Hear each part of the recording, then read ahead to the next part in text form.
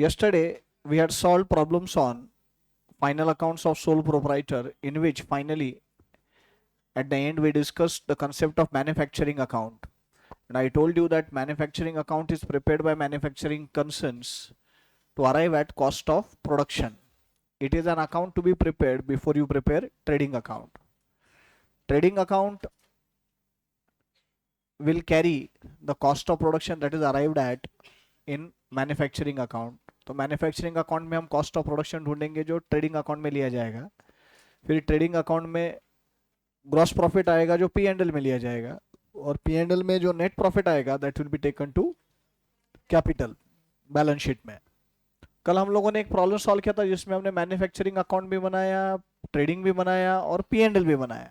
तो उस पर से हमने एक जनरल आइडिया ली कि विच item will appear in which account, कौन से अकाउंट में कौन सा आइटम रिकॉर्ड करेंगे वो हमने देखा. यस, गुड आफ्टरनून बेटा ऑनलाइन स्टूडेंट्स. आज आप लोग लेट ज्वाइन हुए, थोड़ा जस्ट स्टार्ट कर ही रहा हूँ मैं अभी. Yes, so I think out of the 8 problems which we have in our comprehensive revision batch study material, we are done with 7. One problem is pending and that is fifth one. Fifth one भी manufacturing account पे है, तो solve कर लेते. And then we will go for today issue of shares, one of the very interesting topics which we have. Fifth sum, page number 19. Following are the manufacturing account, creditors account and raw material account provided by Mr. Shivam related to financial year 1920. There are certain figures missing in these accounts. Raw material account दिया है, creditors का account दिया है और manufacturing account दिया है. Additional information, purchase of machinery worth rupees 12 lakhs on 1st April 2019 has been omitted. Machinery is chargeable at depreciation rate of 15%. Wages include the following: paid to factory workers 3,15,000, paid to all labor at office 50,000. Direct expenses included the following: electricity charges rupees 80,000 of which 25% pertain to office, fuel charges 25,000, freight inward 32,000, delivery charges to customers 22,000. You are required to prepare revised manufacturing account and raw material account. अपने को revised manufacturing account और raw material account बनाने को बुला है. क्यों? तो दिए हुए मैन्युफैक्चरिंग अकाउंट और रॉ मटेरियल अकाउंट में कुछ फिगर्स मिसिंग है, रादर और कुछ एडिशनल इन्फॉर्मेशन जो दी है वो एडिशनल इन्फॉर्मेशन के चलते कुछ चेंजेस अपने को ये अकाउंट में करने पड़ेंगे. जैसे पहला एडजस्टमेंट अगर आप पढ़ो तो पहला एडजस्टमेंट में लिखा है purchase of machinery worth rupees 12 lakhs on 1st April 19 has been omitted. Machinery chargeable at depreciation rate of 15%. 12 lakh का मशीन परचेज किया था जो ओमिट हो गया, बोल तो इग्नोर हो गया कंप्लीटली. अब जब मशीन ही इग्नोर हो गया तो उसका डिप्रिसिएशन लिया है क्या? नहीं, तो उसका डिप्रिसिएशन लेना पड़ेगा ना. और मशीन का डिप्रिसिएशन बोल तो वो तो डायरेक्ट एक्सपेंडिचर है and it will come in manufacturing account. तो ये लेना रह गया तो ये लेना पड़ेगा. फिर आप देखोगे कि मैन्युफैक्चरिंग अकाउंट में वेजेस दिए हुए 3,65,000 के है मैन्युफैक्चरिंग अकाउंट में, लेकिन नीचे क्या लिखा है? Wages include the following: paid to factory workers 3,15,000 and paid to labour at office. अब ऑफिस के लेबर को जो वेजेस पे होते हैं वो मैन्युफैक्चरिंग अकाउंट में आएंगे क्या? मतलब दिया हुआ वो जो है वो फिगर अपने को चेंज करना पड़ेगा, तो वो बदलना पड़ेगा. उसके अलावा फ्यूल चार्जेस है. फ्यूल चार्जेस तो डायरेक्ट एक्सपेंस वो आता ही है मैन्युफैक्चरिंग में, वो कोई प्रॉब्लम नहीं. फ्रेट इनवर्ड भी आता है. और delivery charges to customer, delivery charges to customer ये कैरेज आउटवर्ड हो गया. डिलीवरी चार्जेस टू कस्टमर बोल तो हमने गुड्स बेचे ना, उसके ऊपर का कैरेज है डिलीवरी चार्जेस, तो वो कैरेज आउटवर्ड हो गया, वो तो इनडायरेक्ट एक्सपेंस है ना. Will that come under cost of production? No, तो वो वहां से निकालना पड़ेगा. वैसे ऊपर इलेक्ट्रिसिटी चार्जेस दिए हुए देखो 80,000 रुपए, थर्ड एडजस्टमेंट में लिखा हुआ है. Direct expenses included electricity charges 80,000 of which 25% pertain to office. बोल तो 80,000 में से 25% बोला तो 20,000 रुपए. तो 20,000 रुपए की इलेक्ट्रिसिटी चार्जेस जो है, दो चार्जेस परटेन टू ऑफिस मतलब इनडायरेक्ट एक्सपेंस हो गया, तो फिर वो मैन्युफैक्चरिंग अकाउंट में आएगा क्या? नहीं. तो ये सारे इफेक्ट्स अपने को मैन्युफैक्चरिंग में लेने पड़ेंगे, और इसीलिए अपने को रिवाइज्ड मैन्युफैक्चरिंग अकाउंट और रॉ मटेरियल अकाउंट बनाने को बोला है. So let's prepare revised manufacturing and raw material account. लिखो.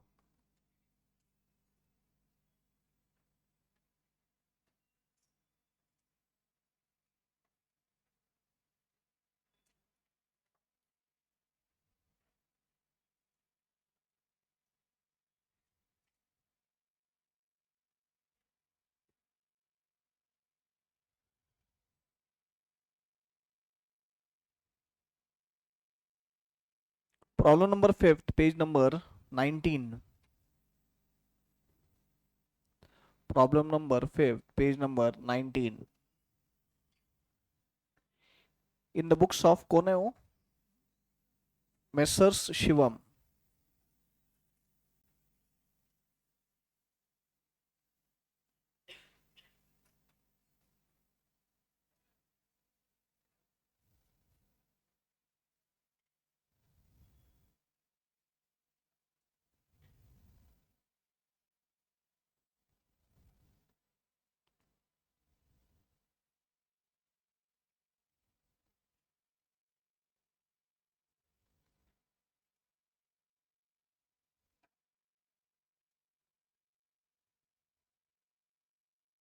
Manufacturing account.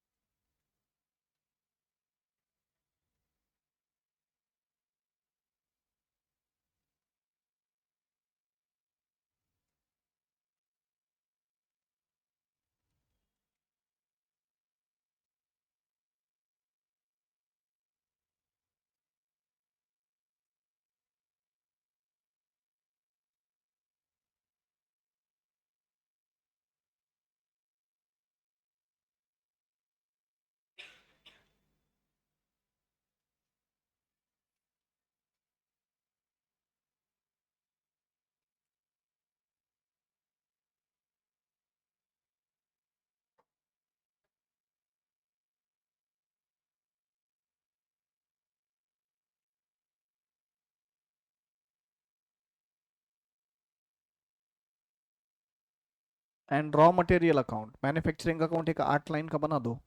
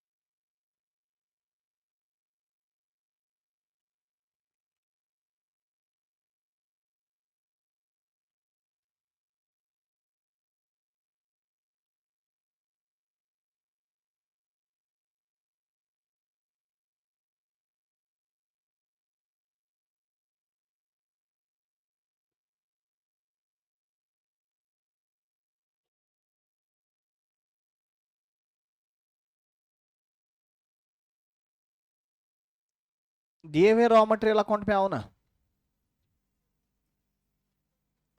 दिए हुए रॉ मटेरियल अकाउंट में आओ. टू ओपनिंग स्टॉक कितना है?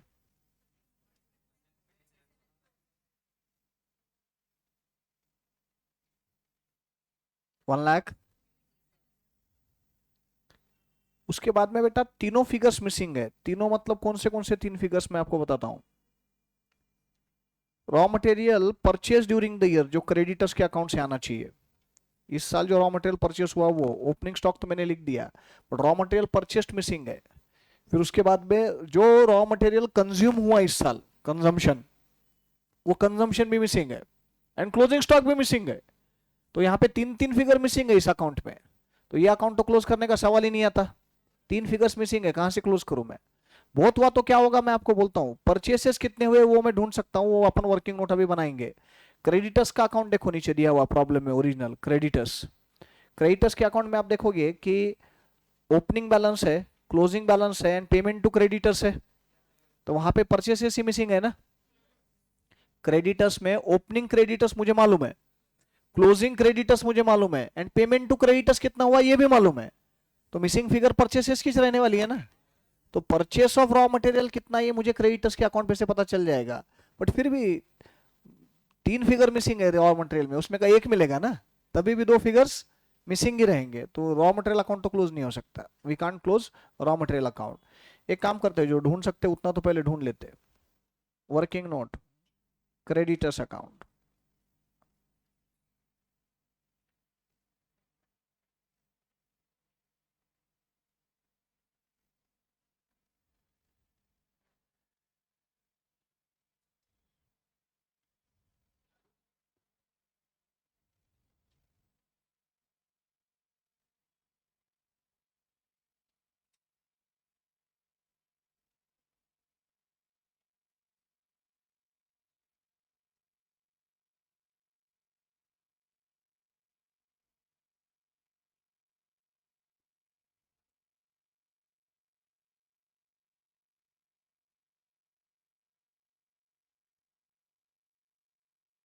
what is the opening balance given? Buy balance brought down 15,70,000। Payment कितना हुआ है क्रेडिटर्स को टू बैंक? 23,50,000। 23,50,000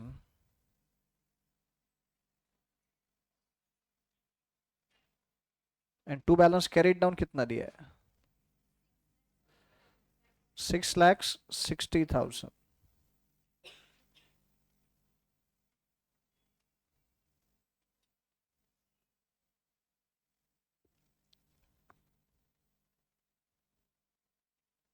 तो क्या मिसिंग है? Purchases by purchase of raw material. Purchase की एंट्री क्या करते हैं हम? परचेसेस टू क्रेडिटर्स, वही कर रहे हैं बैलेंसिंग फिगर। Total is 30,10,000। सो कितना परचेस हुआ? 14,40,000 बरोबर, 14,40,000। ये ले जाओ ऊपर रॉ मटेरियल के अकाउंट में, टू क्रेडिटर्स,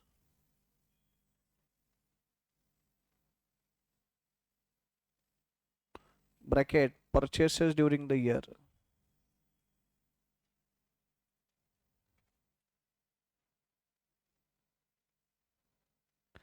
$14,40,000। तो मेरे पास ओपनिंग में रॉ मटेरियल का स्टॉक था 1,27,000 का ओपनिंग में, और मैंने परचेस किए रॉ मटेरियल 14,40,000 के।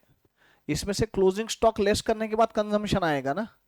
कल हमने लिया था देखो, opening stock plus purchases minus closing stock, that will give me consumption.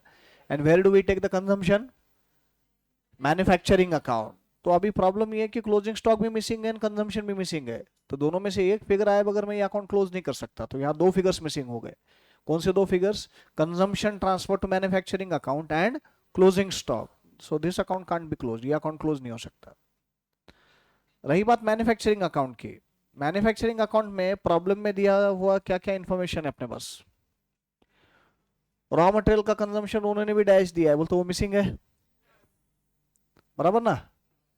Wages दिए हुए, बट वेजेस का फिगर चेंज होगा अभी। टू वेजेस कितना लेंगे?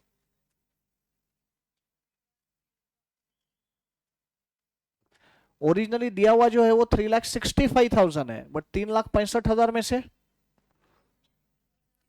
50,000 paid to labour at office है ना, तो लेबर एट ऑफिस का कहां जाएगा? P&L में, तो यहाँ पे बचा हुआ ही आएगा, तो कितना आएगा? 3,15,000 आएगा, करेक्ट है। डिप्रिसिएशन,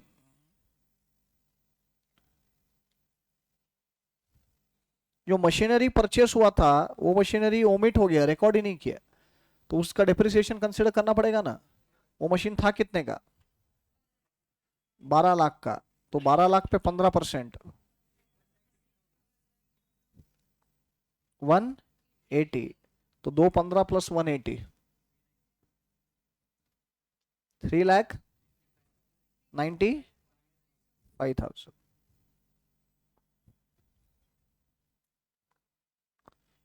एंड बेटा डायरेक्ट एक्सपेंसेस,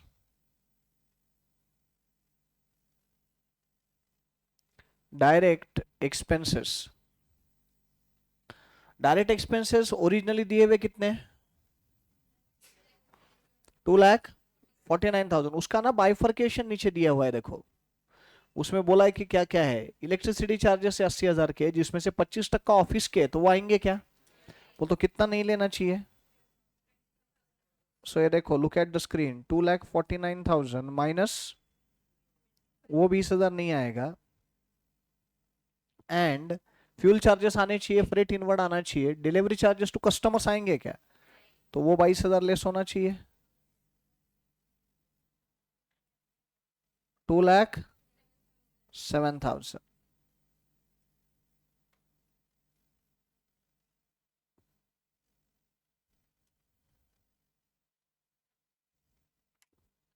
हो गया।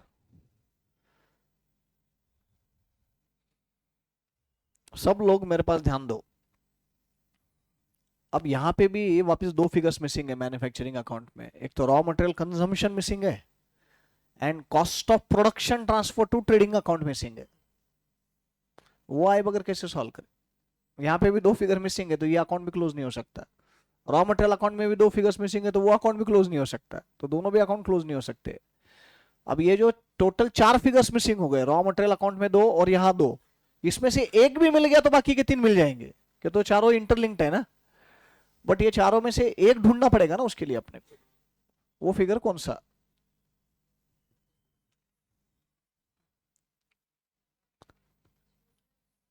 Closing stock of raw material नहीं, कैसे ढूंढेंगे? इंफॉर्मेशन कहाँ है? परचेसेस है, ओपनिंग स्टॉक है, कंजम्पशन नहीं है ना, तो मैं क्लोजिंग स्टॉक ढूंढू कैसे? वही बोल रहा हूँ, रॉ मटेरियल कंजम्पशन कैसे ढूंढने का बताओ। हाँ, मैन्युफैक्चरिंग अकाउंट में दो फिगर्स मिसिंग है, cost of production transport to trading account भी मिसिंग है। दिया है, कितना दिया है? 17,44,000, बट उसमें कुछ एडजस्टमेंट्स होने जरूरी है। ये जो अभी जो एडजस्टमेंट किए डिप्रिसिएशन के वगैरह, वो तो पुराना बैलेंस है ना, तो वो एडजस्ट करना पड़ेगा। तो उस पे से cost of production transfer to trading account मिल जाएगा, वो मिल गया तो बाकी के फिगर्स आ जाएंगे। चलो, छोटा सा वर्किंग नोट है।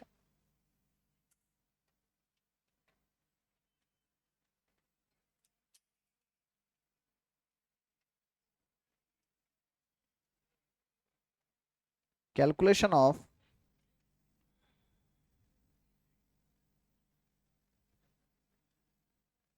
Cost of production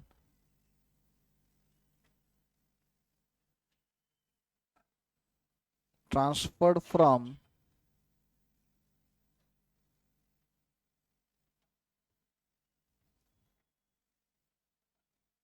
manufacturing account to trading account.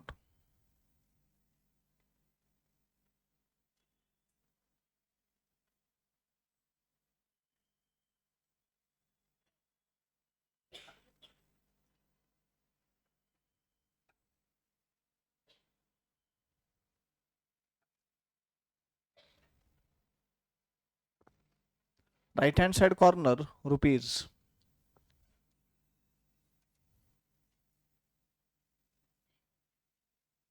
Cost of production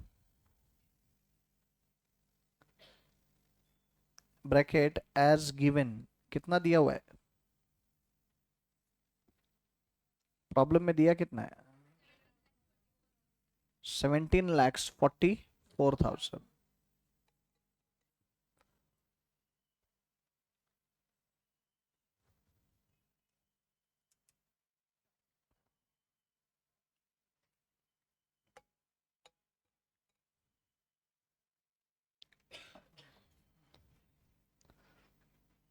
Add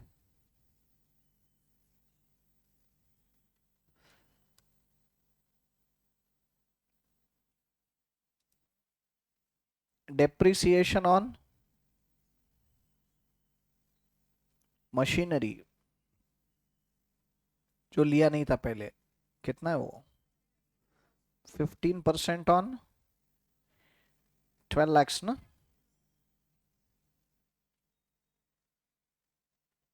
1 lakh सब total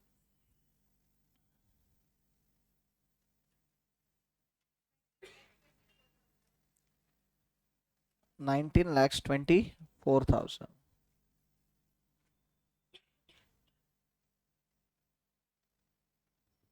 Less indirect expenses. Less indirect expenses to be taken in, correct, to be taken in profit and loss account.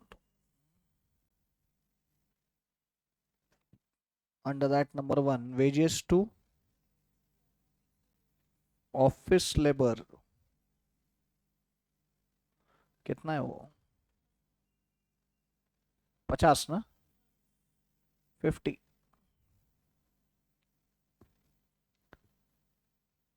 Electricity charges,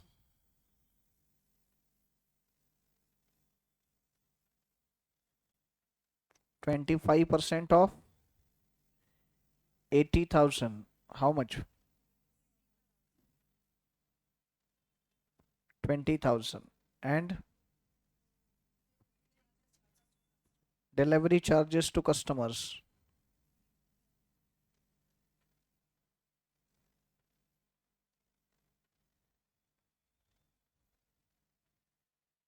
22,000. और कुछ है outer column?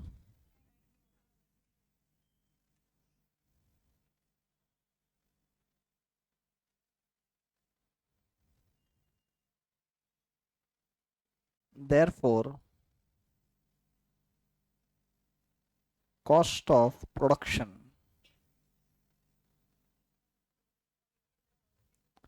18 lakhs आया? आया? 18,32,000. All of you got it?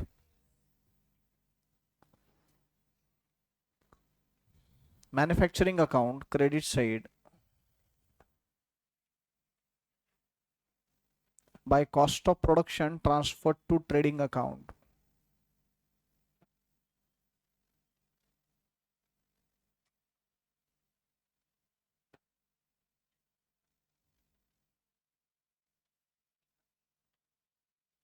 बोलो.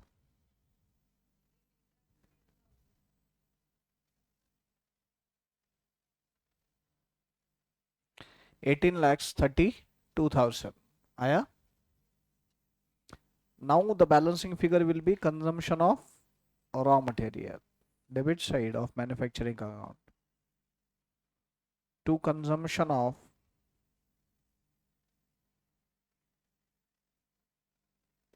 raw materials, asterisk mark balancing figure. I'll tell you the total without calci, 18,32,000. आया सबका?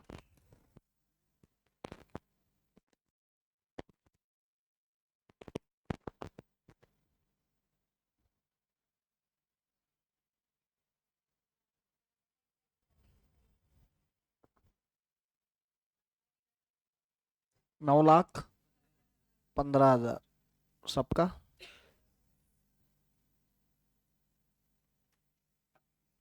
Raw material account by consumption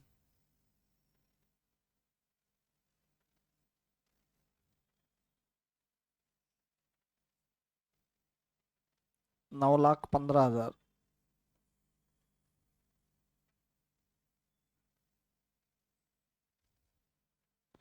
by closing stock.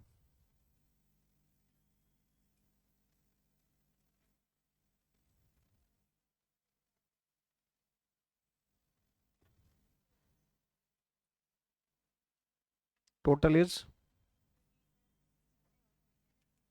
1567.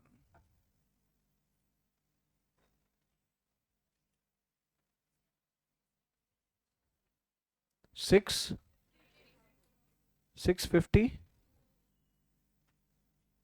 652,000.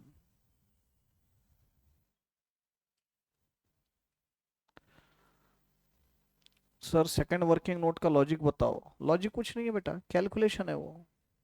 Second working note में cost of production हमने ढूंढा। Originally cost of production problem में जो दिया हुआ था वो दिया था 17,44,000।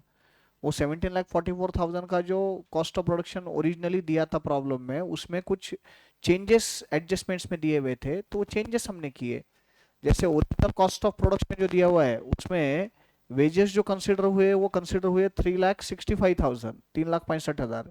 जबकि वो 3,65,000 में से 50,000 ऑफिस लेबर को पे किए हुए। तो ऑफिस लेबर को जो पे किया वो कॉस्ट ऑफ प्रोडक्शन में आता नहीं ना, वो इनडायरेक्ट एक्सपेंस बोल के P&L में आता है। तो वो हमने वहां से कम कर दिया। इलेक्ट्रिसिटी चार्जेस 80,000 रुपए डायरेक्ट एक्सपेंसेस में इंक्लूडेड थे, जिसमें से 15,000 रुपए इनडायरेक्ट थे, वो कॉस्ट ऑफ प्रोडक्शन में से कम किया है। Then delivery charges to customer या कैरेज आउटवर्ड होता है। कैरेज आउटवर्ड जो होता है वो इनडायरेक्ट एक्सपेंस होता है जो हम हमेशा P&L में लेते हैं, तो वो हमने कॉस्ट ऑफ प्रोडक्शन में से कम किया। और मशीन परचेस की थी एडिशनल, वो मशीन का डिप्रिसिएशन कंसिडर नहीं हुआ था, बट मशीन तो प्रोडक्शन में यूज होती है तो उसका डिप्रिसिएशन लेना चाहिए कॉस्ट ऑफ प्रोडक्शन में, तो वो ऐड किया है। तो दिए हुए फिगर में कुछ ट्रांजैक्शंस कंसिडर नहीं हुए थे, वो ट्रांजैक्शंस कंसिडर करके हमने रिवाइज्ड कॉस्ट ऑफ प्रोडक्शन ढूंढा है। तो अलग लॉजिक कुछ नहीं है उसका, सिर्फ कैलकुलेशन है वो। समझा?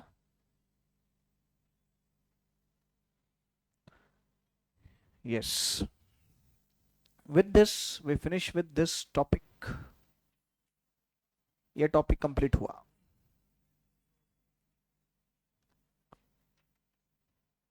Any problem?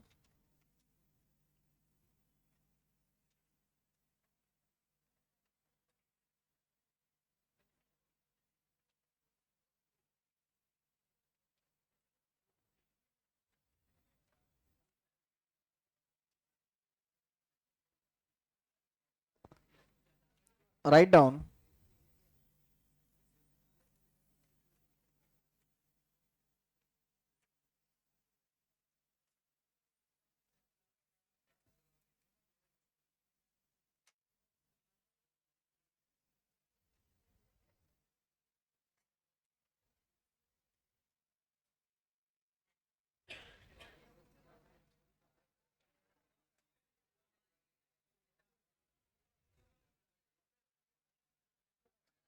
Issue of shares. Issue of shares.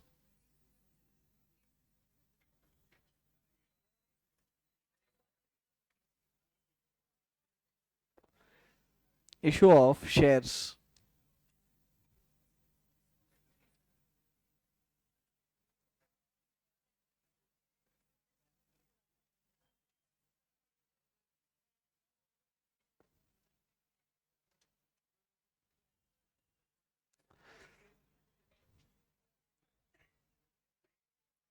क्या बात है कृष्णा, बहुत मुस्कुरा रहा है आज। हाँ? मिल क्या है क्या रे, वो तो नाम में ही कृष्णा है तो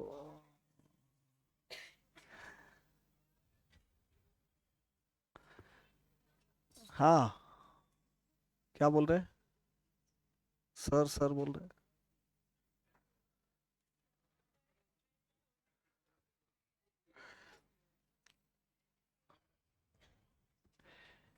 next Saturday, not coming, next Saturday, 4th, 4th I will be taking the lecture early morning. आज ही बुकिंग कर देता हूँ, early morning I will be taking the lecture. Vinod sir को मैं बोलता हूँ, आप भी बोल देना, पूछे तो सर ने, मैं भी बोलता हूँ कि अगले सैटरडे को सिर्फ, because I will be travelling, मुझे ट्रैवल करना है बाद में, तो दोपहर में लेक्चर नहीं ले सकता मैं, तो आपका लेक्चर लेके फिर मैं निकलूंगा। So next to next Saturday, it is 4th of November, 4th November will be having the lecture in the morning. Okay, timing मैं करता हूँ ना कन्फर्म, अभी टाइम है। हाँ, तो अर्ली मॉर्निंग बोला तो अर्ली मॉर्निंग, कभी कभी लाइफ में एडवेंचर्स करने चाहिए ना। देखते एक दिन सवेरे 5 बजे आके क्या होता है, मजा आएगा, देखो तो सही। हाँ,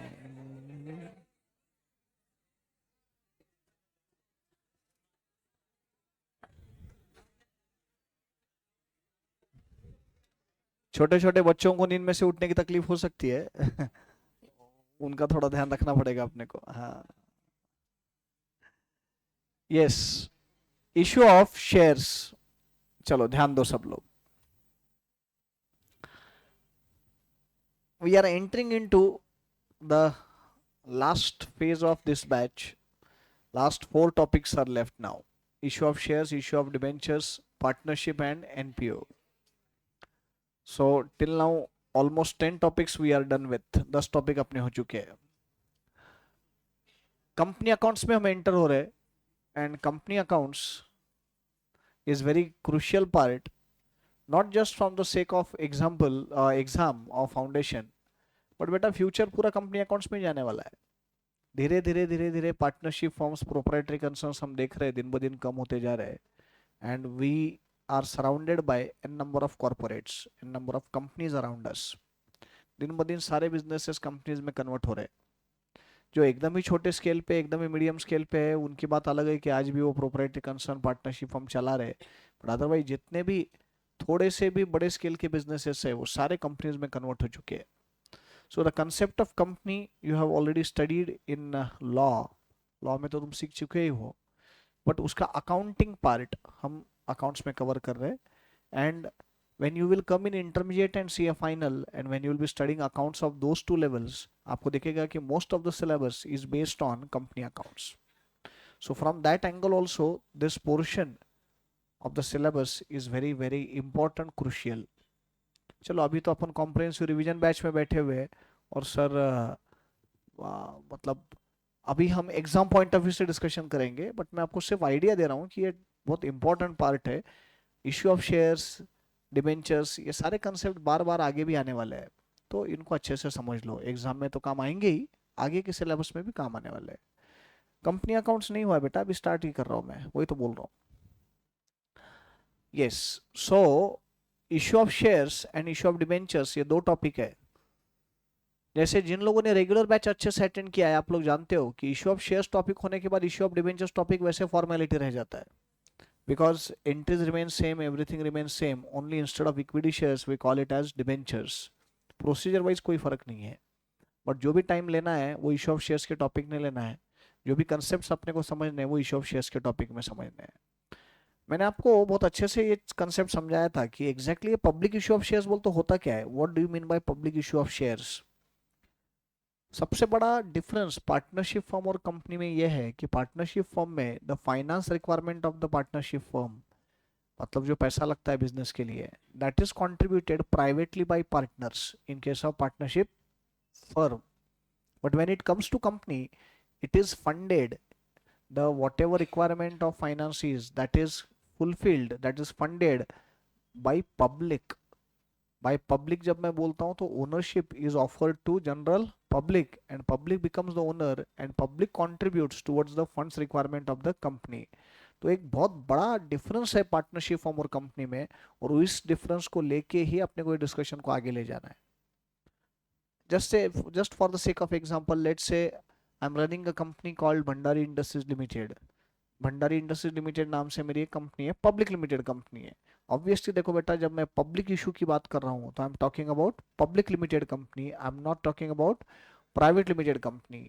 अगेन क्या होता है, प्राइवेट लिमिटेड कंपनी में फंड्स आर कंट्रीब्यूटेड प्राइवेटली।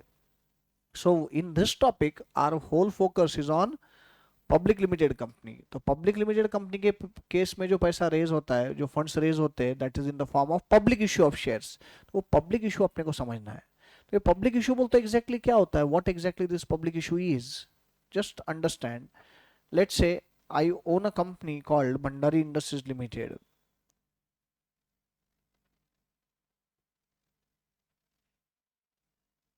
और जैसे कि आप सब लोग जानते हैं कि मैं तो गरीब आदमी है, सो भंडारी इंडस्ट्रीज लिमिटेड कंपनी तो स्टार्ट कर दी, गरीब भी रहा तो एक सीए का दिमाग है, तो मैंने कंपनी तो बना दी, और कंपनी का एक बहुत अच्छा प्रोजेक्ट भी आने वाला है.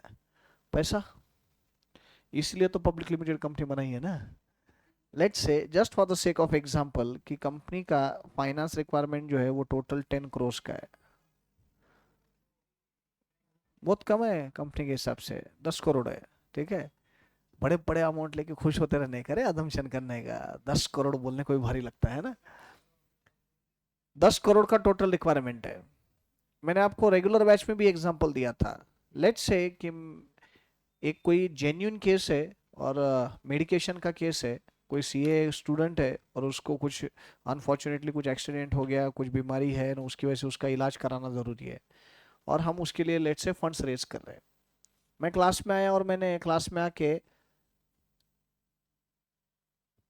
पूरी केस आपको समझाई कि भाई ये जेन्यून केस है, ये है. और मैंने सडनली किसी एक स्टूडेंट को इंडिविजुअली बोला, लेट्स से मैंने श्रेया को बोला कि श्रेया एक 5,000 रुपये देना, डोनेट करते हैं अपन उसको. इट्स नॉट लाइक कि श्रेया 5,000 रुपये दे नहीं सकती, इट्स नॉट लाइक दैट कि वो 5,000 रुपये दे नहीं सकती, बट बात ये है कि जब हम इतने सारे लोग हैं तो वो अकेली 5,000 रुपये क्यों देना. इट विल, ऐसा नहीं है कि वो देगी नहीं, but it will B challenging. Simple तरीका है, मैंने आके क्लास में अनाउंस किया अभी कि ऐसा ऐसा प्रॉब्लम है और वो जेन्यून केस है, लेट्स कंट्रीब्यूट. इसको जितना देना है उतना दो, किसी को 5 रुपए देना है तो 5 रुपए दो, किसी को 10 रुपए देना है तो 10 दो, किसी को 50 देना है तो 50 दो, किसी को 100 देना है तो 100 दो, 500 देना है तो 500 दो. मेरे को बोलो बेटा अगले 2 मिनट के अंदर 5,000 रुपये जमा नहीं हो जाएंगे अपने पास? 100% हो जाएंगे, तुरंत हो जाएंगे, अभी के अभी. Everybody will contribute as per his own willingness and as per own capacity. कोई कंपल्शन नहीं है, जितना देना है उतना दे दो. 5 मिनट के अंदर, 5 मिनट के अंदर अपने पास अभी 5,000 रुपये जमा हो जाएंगे, because everybody is contributing. Just understand the concept, very unique concept it is कि टोटल 10 करोड़ का रिक्वायरमेंट है भंडारी इंडस्ट्रीज लिमिटेड का. अकेला कोई 10 करोड़ देगा नहीं ना. मैंने मामा को बोला मामा 10 करोड़ रुपए दे, मामा को कोई प्रॉब्लम नहीं है 10 करोड़ देने के लिए, थोड़ा इधर उधर झटका ऐसे ऐसे तो इधर उधर गिर जाएंगे, राइट. सो प्रॉब्लम वो नहीं है, बट मामा अकेला क्यों रिस्क लेगा ना. मामा बोलेगा क्यों भाई, मैं क्यों दूं अकेला. फिर मैंने क्या किया, सिंपल तरीका है इसका कि मैंने ये 10 करोड़ की जो रिक्वायरमेंट है इसको मैंने छोटे छोटे अमाउंट्स के अलग अलग पार्ट्स में डिवाइड कर दिया.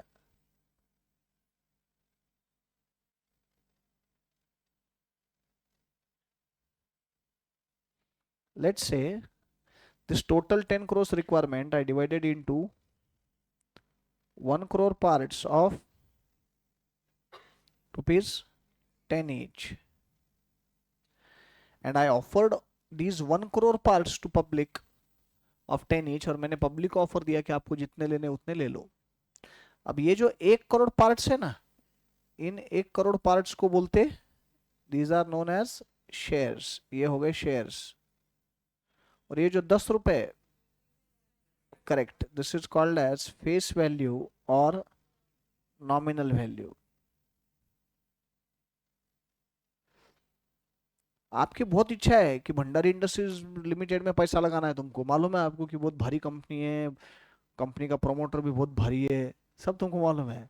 अरे वो 10 करोड़ रुपए एकदम से कहाँ से लगाएंगे, तो तुमने सोचा कि भाई आज तुम्हारे पास सेविंग है लेट से 5-6 रुपए की, तो तुम 5-6 रुपए के शेयर्स खरीदना चाहते हो. पब्लिक इशू के थ्रू पॉसिबल हो जाएगा ना. You will become proportionate owner to that extent whatever you are investing in the company. तो ये ज्यादा सिंपल है ना पैसा रेस करना, ये तरीका. So instead of asking 10 crores for someone single person or limited number of persons, let's offer this total 10 crores in the form of 1 crore parts of 10 each to general public, and let public apply, let public subscribe for the shares of the company. तो ये जो 1 crore parts मैं बोल रहा हूँ, these are 1 crore shares and of rupees 10 each जब मैं बोलता हूँ तो ये 10 रुपए क्या है, फेस वैल्यू, और it is called as nominal value. This is called as public issue of shares. मेरे को बोलो बेटा पब्लिक इश्यू ऑफ शेयर्स जितना आसानी से मैंने अभी समझाया पिछले 5 मिनट में, इतना आसान लगता क्या तुमको? ऐसे तो यार हर एक जन कोई रोज उठ के कंपनी खोलेगा, पब्लिक इशू करके पैसा ले लेगा। इतना आसान नहीं है। There is the well defined procedure for public issue of shares. बहुत लंबी चौड़ी प्रोसीजर है। और अब तो सेबी के भी रेगुलेशंस है। सेबी के रेगुलेशन अपने सिलेबस में है नहीं, but when you go for public issue of shares और लिस्टेड कंपनी है, तो उस केस में तो तुमको सेबी के रेगुलेशंस भी कंप्लाई करने पड़ते हैं, कंपनीज एक्ट भी कंप्लाई करना पड़ता है। तो आरओसी के भी रिक्वायरमेंट्स रहेंगे, रजिस्टर ऑफ कंपनीज के और सेबी के भी रहेंगे। So we have to understand this procedure of public issue of shares. Public issue of shares में 3 स्टेजेस आते हैं। There are 3 stages in public issue. लिख रहे हैं ना आप लोग मेरे साथ? पहले दिन ही बोला हुआ है ना रे, लिख लिया करो बोल के जो भी बोलता हूँ। लिखो ये फटाफट। हाँ, कंपनी का नाम तुमको जो रखना है वो रखो, कोई प्रॉब्लम नहीं है।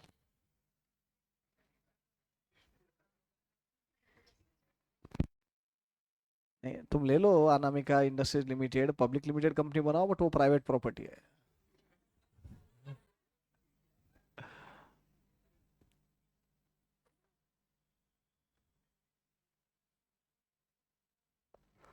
अनुज कुछ मत बोल तू।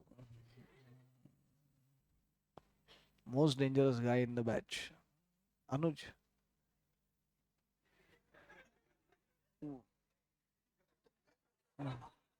क्या क्या? पुराना जोक है ये।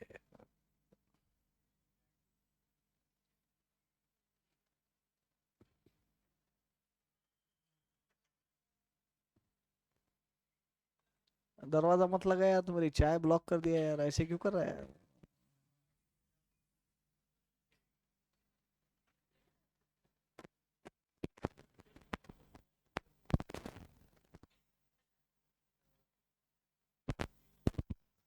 घर पे चाय नहीं पिलाते रे काकरोच, एटलीस्ट मेरे को चाय तो पिलाते हैं, यहाँ पे तो चाय पीने देना रे। घर पे बर्तन मांजे तो चाय मिलती है।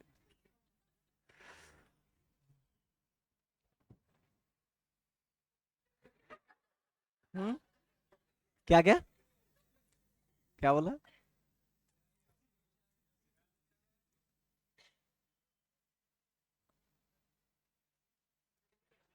विशाल कुछ बोला?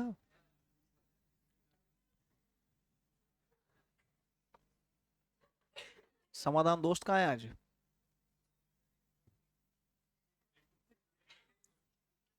देखो।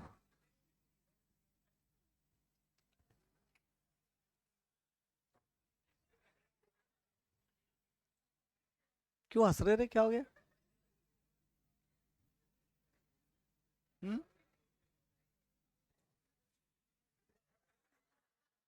अच्छा, चाय पीते तो आप आवाज निकाल रहे हैं, इसलिए हंस रहे हैं।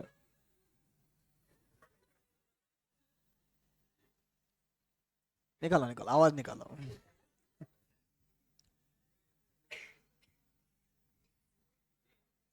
हो गया लिख के?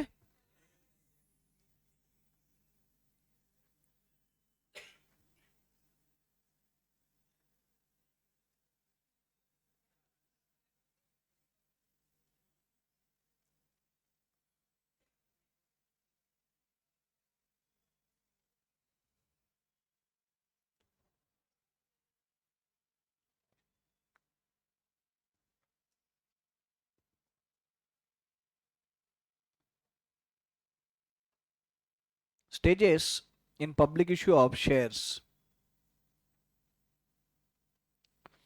There are 3 stages, guys. First one is issue of prospectus.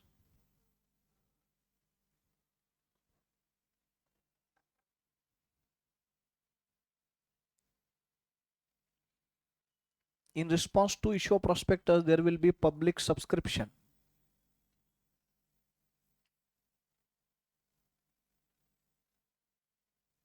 Public subscription.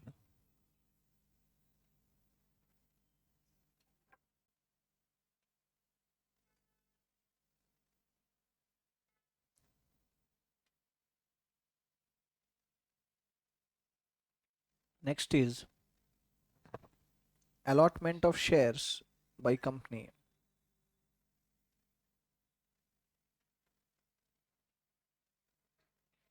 सबसे पहले जो है company will be issuing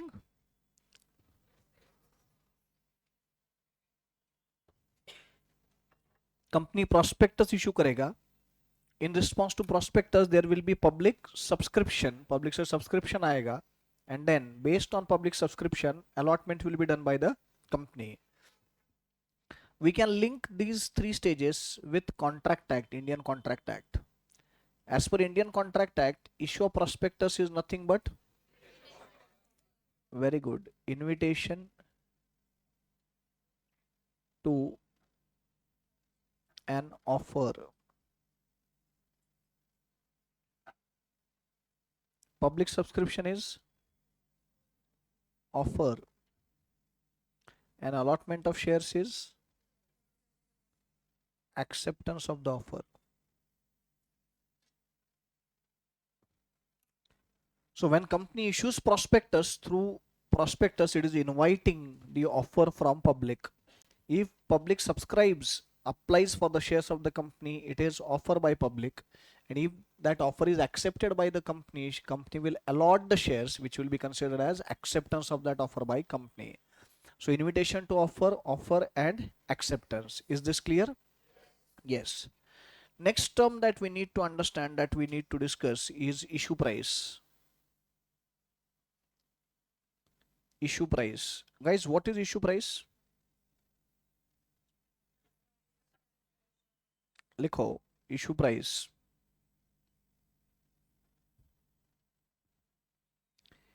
issue price, उसके सामने डैश देखिए, लिखो it is the price at which, it is the price at which shares are offered by the company, shares are offered by the company in public issue of shares.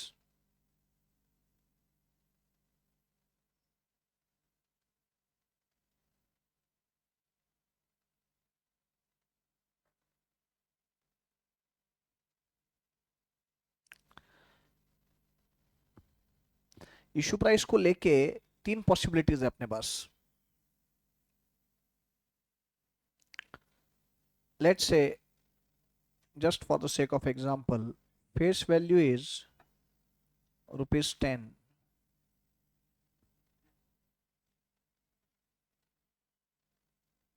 What about issue price? Three possibilities. Either it may be at par, or it may be at premium, or it may be at discount. At par, at premium, or at discount. What do you mean by at par? Issue price is equal to face value. That is, issue price is equal to ₹10. At premium का मतलब issue price is greater than face value. That is, issue price will be greater than ₹10. Say rupees, कोई भी amount ले सकते, 10 से ज्यादा, ₹12. Issue at discount is IP is less than face value. That is, IP will be less than ₹10. Say IP is ₹9.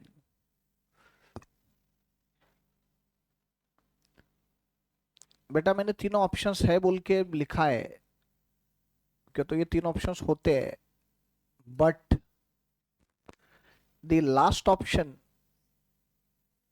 is not permitted, not allowed under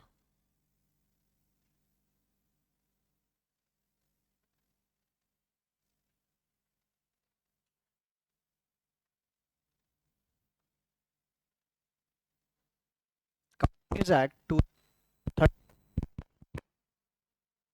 under Companies Act 2013. We can't issue shares now at discount. 1956 के act में allowed था, but उसमें भी कुछ conditions थे for issuing shares at discount. Section 79 था पुराने act का, 1956 के एक्ट का, जिसमें 5 कंडीशंस दिए हुए थे for issuing the shares at discount. But anyway 2013 के एक्ट में तो उन्होंने निकाल ही दिया है.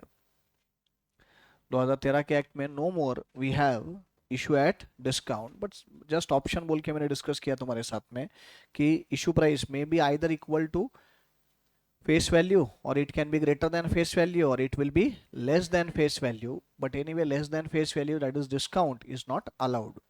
Either the issue will be at par or it will be at premium. Next,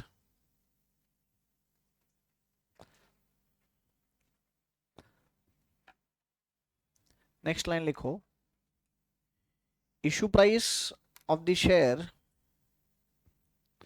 issue price of the share, ये लिखा ना अभी का तुमने. अब नीचे लिखो, issue price of the share may be collected by company, may be collected by the company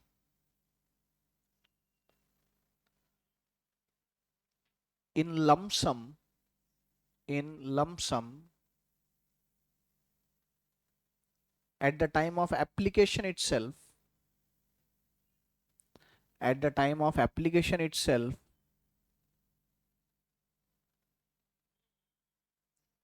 or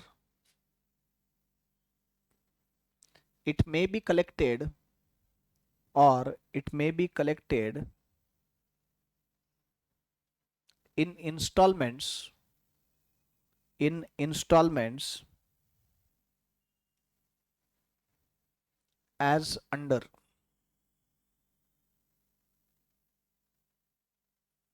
as under.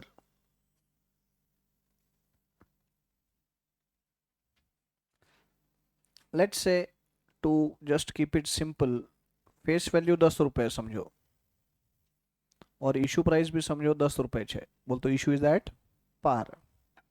मैंने लिखा के दिया अभी आपको कि ये जो 10 रुपए की अमाउंट है, कंपनी में collect this amount completely in lump sum at the time of application. पूरे 10 रुपए एप्लीकेशन पे ले सकता है कंपनी, नहीं तो इंस्टॉलमेंट में ले सकता है. क्या क्या इंस्टॉलमेंट्स होते हैं अपने पास? Application money, allotment money and call money. Certain amount will be called at the time of application, certain amount at the time of allotment and remaining amount in calls. अब calls में भी जो है first call, second call, final call ऐसे हो सकता है. Let's say 10 रुपए में से कंपनी ने 4 रुपए एप्लीकेशन पे लिए, 3 रुपए अलॉटमेंट पे लिए, तो 4 और 3 7, और कॉल में 3 रुपए ले रहे हैं. देख रहा है? बट एकदम रियलिस्टिक बताऊं, प्रैक्टिकली रियल लाइफ में तो in most of the cases full amount is taken at the time of application. It's पूरा पूरा अमाउंट एप्लीकेशन पे लिया जाता है. कुछ स्पेसिफिक रिक्वायरमेंट है क्या एप्लीकेशन मनी को लेके? मिनिमम एप्लीकेशन मनी का कुछ याद आ रहा है कुछ? Yes, there is requirement of minimum application money.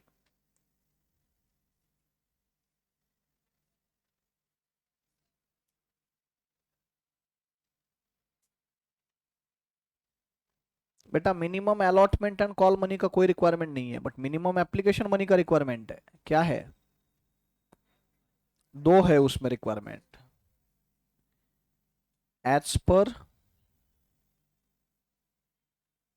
Companies act, क्या है रे? 5% ऑफ, करेक्ट, नॉमिनल वैल्यू है 5% of.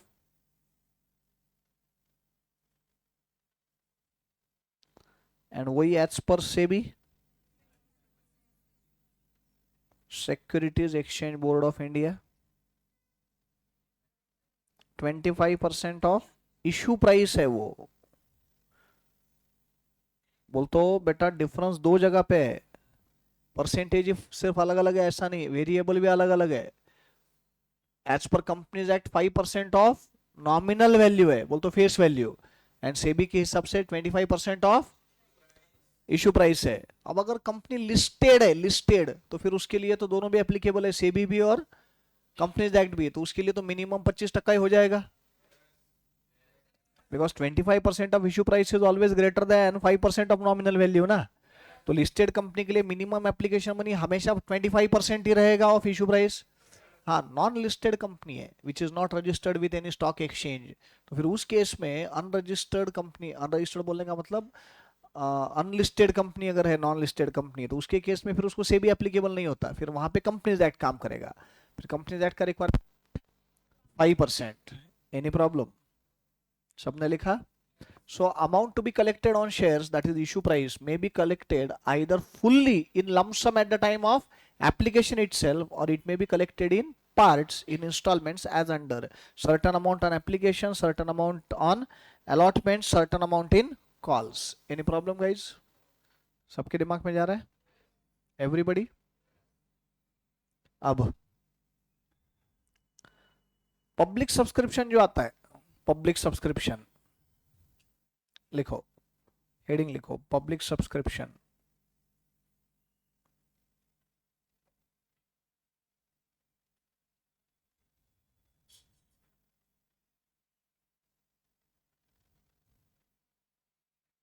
Public subscription,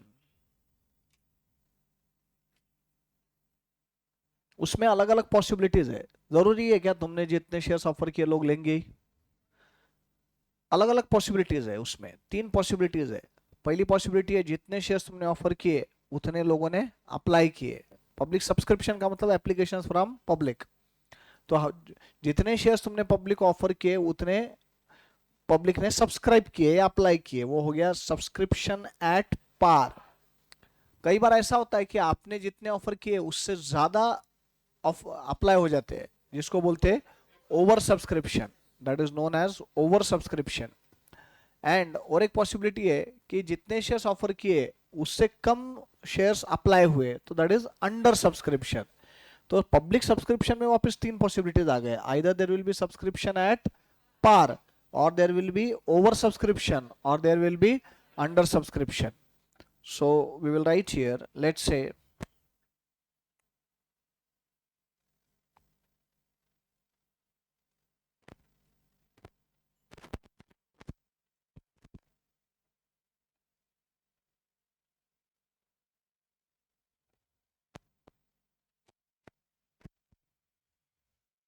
public offer is for 1 lakh share.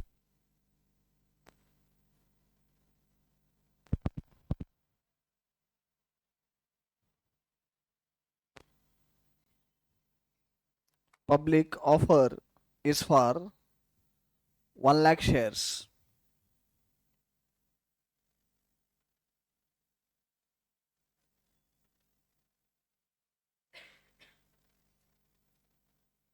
Public subscription, question mark, 3 possibilities. Subscription at par. कुछ याद आ रहा क्या रे, regular batch में कभी सीखे थे किसी जमाने में ये? हाँ, याद आ रहा है? कितने साल हो गए सीखे? 1150 साल हो गए। हाँ, अंडर सब्सक्रिप्शन,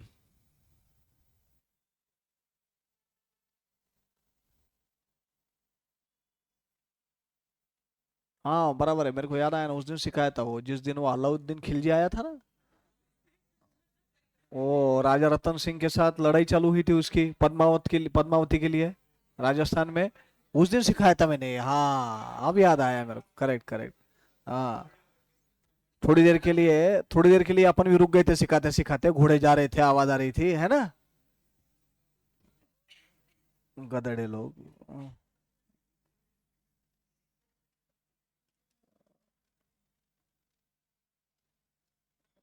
ये ऑनलाइन वाले बच्चे जो पहली बार लेक्चर कर रहे हैं, उनको झेप ही नहीं रहा रहेगा क्या बोल रहे कि हो ना, घोड़े की आवाज आ रही।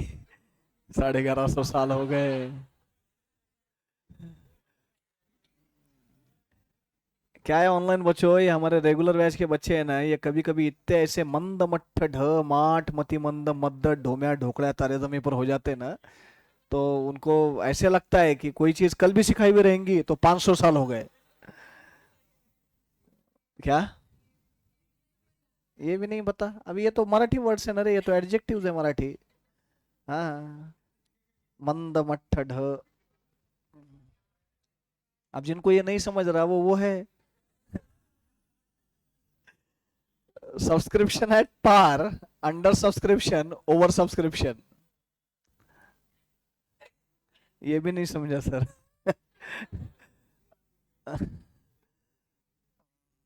इंटर के बैच में स्टूडेंट्स ने फ्रेम बना के दिए इसकी, मंद मट्ठ ढ माठ मति मंद लिख के।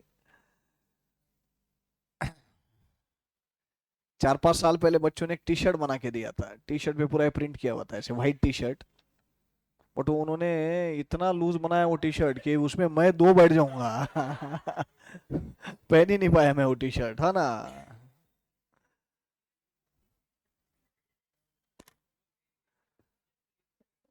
क्या क्या?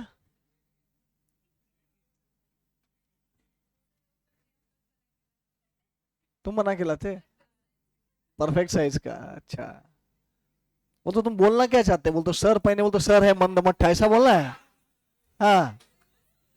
खड़ूस। वो इस पे बहुत मस्त वो सारे डायलॉग्स लिखे थे मेरे टी शर्ट पे। मैं फोटो डालता हूँ आज इंस्टा पे वगैरह कहीं, तो भी वो है टी शर्ट मेरे पास।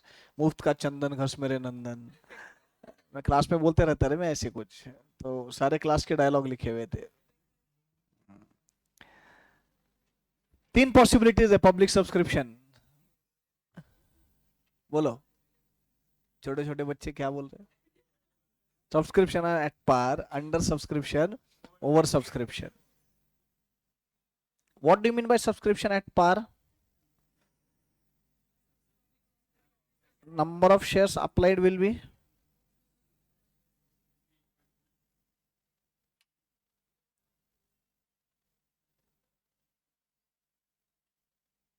here 1 lakh बराबर। अंडर सब्सक्रिप्शन में less than 1 lakh, and over subscription में more than 1 lakh. 1 lakh offer किए थे वो उस हिसाब से।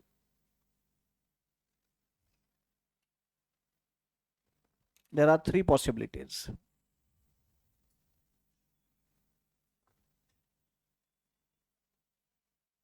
Subscription at par, under subscription, over subscription, any problem? No. तीनों पॉसिबिलिटीज है। वैसे सब्सक्रिप्शन एट पार बहुत रेयर है, इट इज वेरी रेयर। बहुत ही अगर ऐसी कंपनी की जिसका वैसे कोई बहुत नाम है नहीं, नई कंपनी है और पब्लिक में कोई बहुत इंटरेस्टेड नहीं है, बट जो प्रमोटर्स है कंपनी के वो और उनके friends and relative he subscribe करने वाले हैं, तो उस केस में हो सकता है कि सब्सक्रिप्शन इज दैट पार।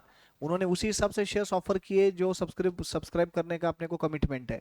तो दैट इज इन मतलब that is very rare case कि जहाँ पे सब्सक्रिप्शन एट पार आएगा कि एग्जैक्टली जितने ऑफर किए उतने अप्लाई हुए।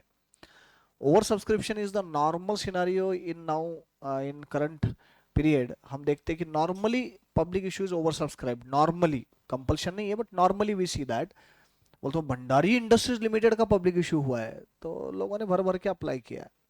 दूसरी पॉसिबिलिटी ये भी है, भंडारी इंडस्ट्रीज लिमिटेड कौन है? राइट, तो जितने ऑफर किए उतने अप्लाई नहीं हुए, तो उस केस में it will be under subscription. तो 3 possibilities, subscription at par, under subscription, over subscription. Clear? Next important point we need to discuss is allotment of shares by company. लिखो heading.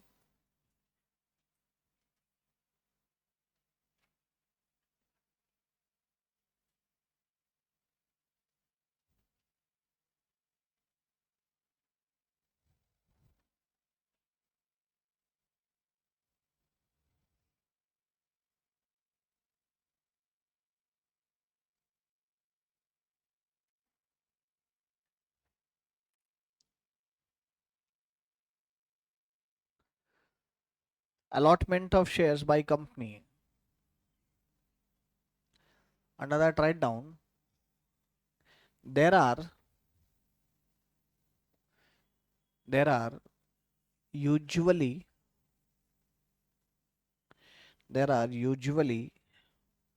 following categories of allotment. There are usually following categories of allotment of shares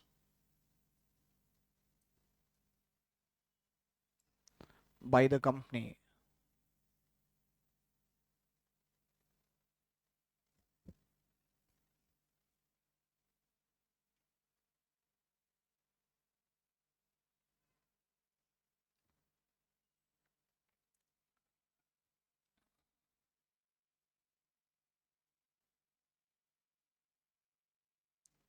Let's say, या एक काम करते हैं, इससे पहले अपन details लिख लेते।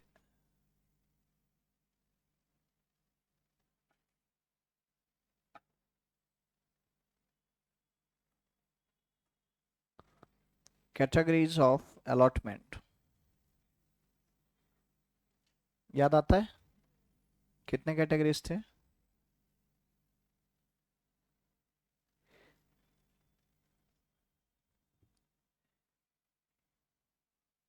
ये उस दिन सीखे थे जिस दिन वो युद्ध खत्म हो गया था।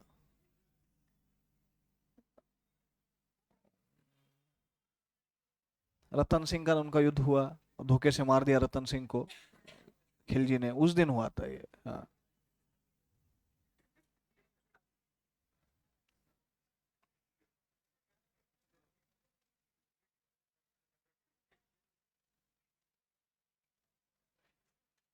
कुछ लोग तो इसी में परेशान है कि क्या, कौन युद्ध, कौन खिलजी।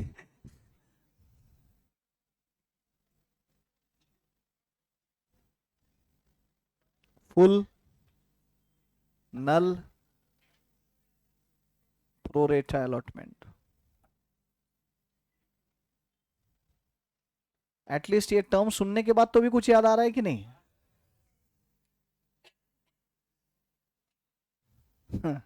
शंकर बोल रहा है 6 महीने के बाद में टॉपिक एंड हुआ मतलब।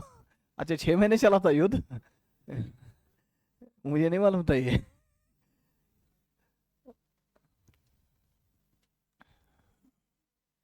Full allotment, null allotment, pro rata allotment.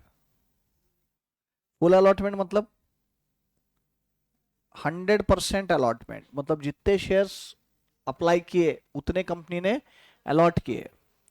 Null allotment, nil और zero allotment, you can call it as zero allotment, मतलब कोई शेयर्स अलॉट ही नहीं होते इस कैटेगरी में।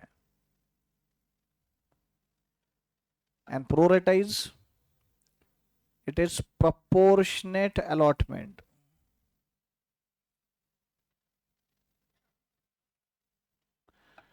that is less than 100%। Proportionate का मतलब ही लेस देन 100%, मतलब 3 के बदले में 2, ऐसे रेशियो रहेगा कुछ। प्रोपोर्शनेट मतलब आपने 3 मांगे, आपको 2 ही मिले shares. You applied for 3 shares but you will get 2 shares, उसको बोलते हैं proportionate pro rata allotment.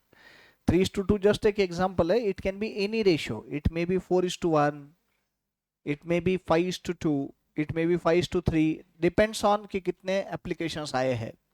So pro rata allotment, so full allotment is 100% allotment. उस कैटेगरी में अगर आपका एप्लीकेशन ले लिया कंपनी ने तो 100% अलॉटमेंट होगा, जितने तुमने अप्लाई किए उतने तुमको अलॉट होंगे।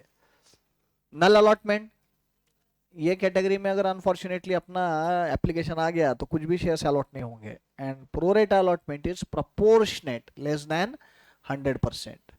बेटा थोड़ा सा तो भी लॉजिक लगाना आना चाहिए अपने को, और बहुत कुछ चीजें ऐसे रहती है कि जो बिना समझाए अपने अपने कॉमन सेंस और लॉजिक से समझ में आ जाती है। मेरे को बोलो सब्सक्रिप्शन एट पार है या अंडर सब्सक्रिप्शन है, सब्सक्रिप्शन एट पार और अंडर सब्सक्रिप्शन, तो वहां तो फुल अलॉटमेंट ही होगा ना। जैसे कंपनी ने 1 लाख शेयर्स ऑफर किए, पब्लिक ने अप्लाई भी 1 लाख के लिए किया है, तो 1 लाख तो देना ही है ना अपने को, और पब्लिक ने अप्लाई भी 1 लाख के लिए किया, तो सब्सक्रिप्शन एट पार हुआ, तो there will be compulsorily full allotment सबको मिल जाएंगे ना फिर, जितने शेयर्स अप्लाई किए, क्यों तो जितने अप्लाई किए उतने हमने ऑफर भी तो किए थे, तो उतने अलॉट करने ही है ना। तो मैंने आपको लेट से 1 लाख शेयर्स का ऑफर दिया था, तुमने 1 लाख के लिए अप्लाई किया, तो फुल अलॉटमेंट होगा। अंडर सब्सक्रिप्शन में भी फुल अलॉटमेंट होगा। मैंने ऑफर किए 1 लाख शेयर्स, आपने अप्लाई किया 90,000 के लिए, तो मुझे तो 1 लाख तक देने हैं ना वैसे भी। तो तुमने अगर 90,000 के लिए अप्लाई किया तो I can surely allot full 90,000 to you, so there will be full allotment. Problem कहाँ आएगा? ओवर सब्सक्रिप्शन में। ओवर सब्सक्रिप्शन में I offered 1 lakh shares to you and you applied for 1,50,000 shares. मैंने ऑफर 1 लाख शेयर्स का किया हुआ है और आपने अप्लाई किया 1.5 लाख शेयर्स के लिए। अब चैलेंज आया कि आप कैसे करें, समझ में आ रहा है? तो वहां पे अपने को combination of these categories we need to use and then make the allotment. तो these categories will be useful only in case if there is over subscription. In case of subscription at par or under subscription, there will be compulsorily full allotment. Next line likho, important note, important note.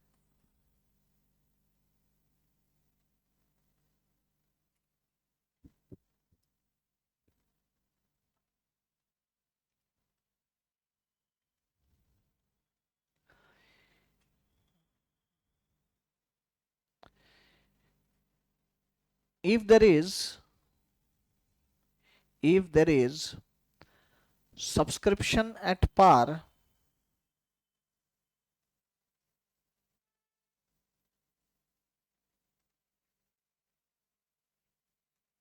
if there is subscription at par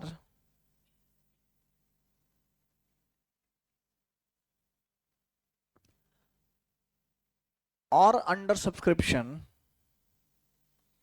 or under subscription, then there will be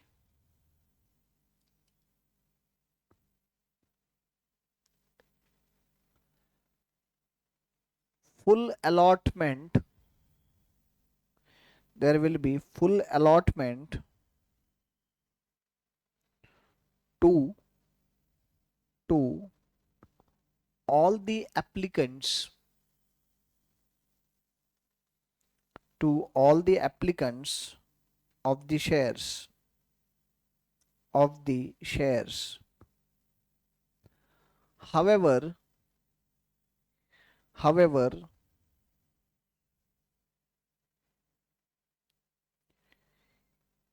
if there is oversubscription, if there is oversubscription,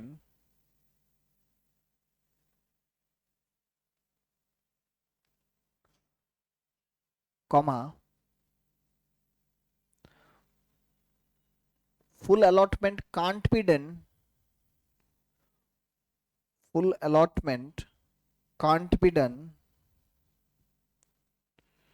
to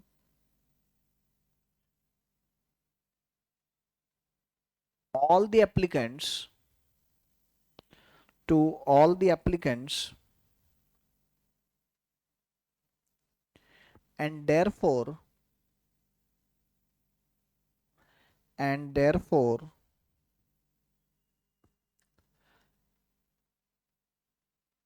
shares will be allotted by company, shares will be allotted by the company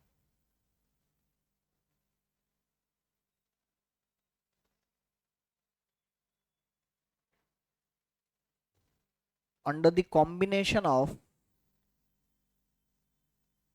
under the combination of any of the above categories, under the combination of any of the above categories.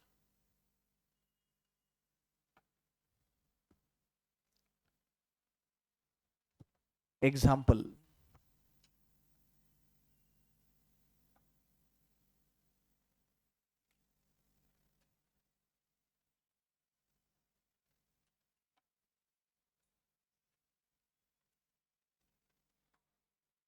Let's say public offer is for 1 lakh shares.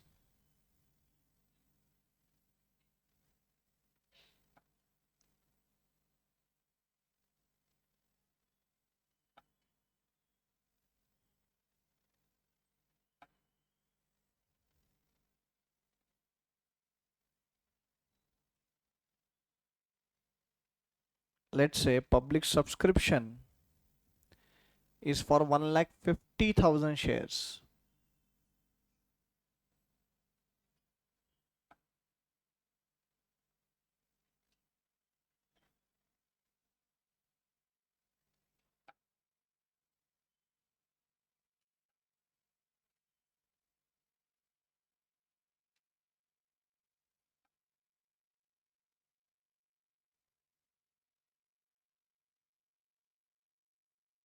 अब यहाँ पे सबको तो full allotment हो नहीं सकता, क्यों? तो हमको तो 1 लाख शेयर से अलॉट करने हैं, जबकि पब्लिक ने अप्लाई किए 1.5 लाख शेयर्स के लिए, तो सबको तो फुल अलॉटमेंट नहीं हो सकता, फिर कुछ ना कुछ कॉम्बिनेशन करना पड़ेगा। जस्ट एक एग्जांपल के लिए दे रहा हूं मैं, जरूरी नहीं है ऐसा ही होगा, अलग अलग परमुटेशन कॉम्बिनेशन हो सकते हैं उसमें। एक जनरल में सिर्फ अंडरस्टैंडिंग के लिए एक हाइपोथेटिकल तुमको अलॉटमेंट समझा रहा हूँ। 3 कैटेगरीज में हम डिवाइड करेंगे। Full allotment,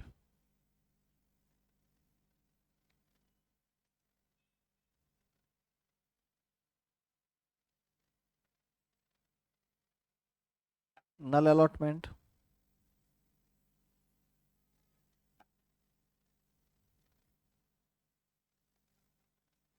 and pro rata allotment.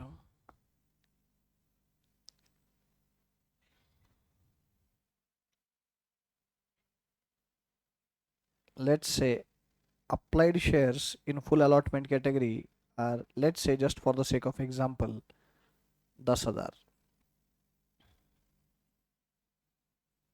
Shares applied, 10,000। Null allotment की कैटेगरी में लेट से 20,000 आ गए, तो कितने बच गए applications? 1,20,000 will be under pro rata category. Total 1.5 lakh आए ना, तो जिसमें से 10,000 कंपनी ने फुल अलॉटमेंट के अंडर कंसिडर किए, 20,000 नल के अंडर कंसिडर किए, और प्रो रेटा के अंडर 1,20,000। अब मेरे को बताओ अलॉटेड का क्या होगा हिसाब? फुल अलॉटमेंट में कितने अलॉट करेंगे? 10,000। नल में नील, 0। टोटल कितने अलॉट करने हैं? टोटल 1 लाख, उसमें से फुल अलॉटमेंट में कितने गए? बोल तो 90,000 will be allotted here. Are you getting guys? Those who are studying for the first time, are you getting this? अब मेरे को बोलो फुल अलॉटमेंट में 100% अलॉटमेंट है ना रे, 1:1। आपने एक शेयर के लिए अप्लाई किया तो आपको एक शेयर अलॉट भी हुआ ना। यहाँ पे तो अलॉट, नल अलॉटमेंट में तो 0 अलॉटमेंट है, और प्रो रेटा में रेशो क्या आ रहा है? 4:3। मतलब for every 4 shares applied, 3 shares will be allotted. Online guys, have you understood this? YouTube students, बेटा ये समझ में आया सबको? कंफर्म करो फटाफट। तो ये चैलेंज कब आएगा? Only when there is over subscription. तो ओवर सब्सक्रिप्शन अगर हुआ तो तुमको कॉम्बिनेशन करना पड़ेगा। बोल तो प्रॉब्लम में दिया हुआ रहता है, वो हिसाब से तुमको अलॉटमेंट करना पड़ेगा। Any problem? Yes. So guys, ये अलग अलग जो चीजें पहले समझनी है इस टॉपिक की, वो हमने समझी। और ये समझने के बाद अब अपने को आगे के पार्ट में जाना है towards accounting entries for public issue of shares. But before we go to accounting entries, before that कुछ टर्म्स है, इंपॉर्टेंट टर्म्स जो ट्रू एंड फॉल्स में भी आते हैं, उनका नॉलेज होना जरूरी है, जो तुमने लॉ में सीख ली है ऑलरेडी। वो टर्म्स अपने को डिस्कस करने हैं। लिखो heading, important terms. Important terms.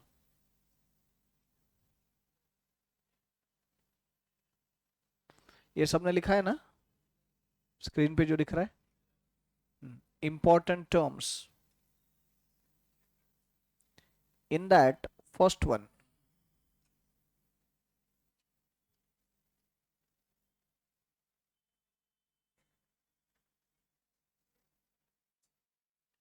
authorized capital.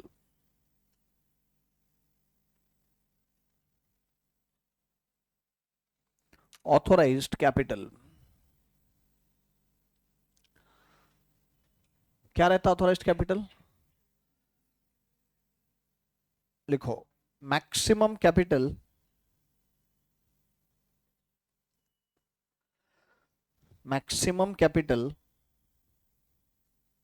that the company can raise. Maximum capital that the company can raise.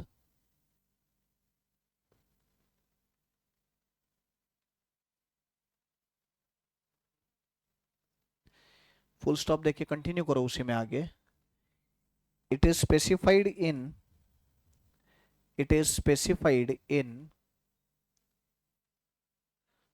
capital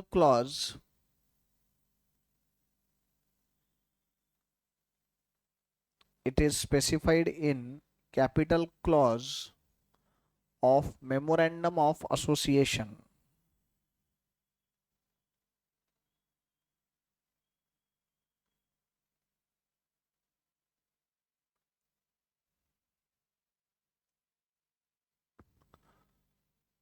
Full stop. It is also called as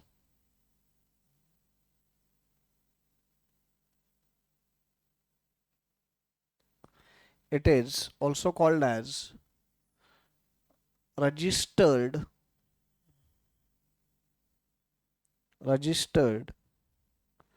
oblique nominal capital.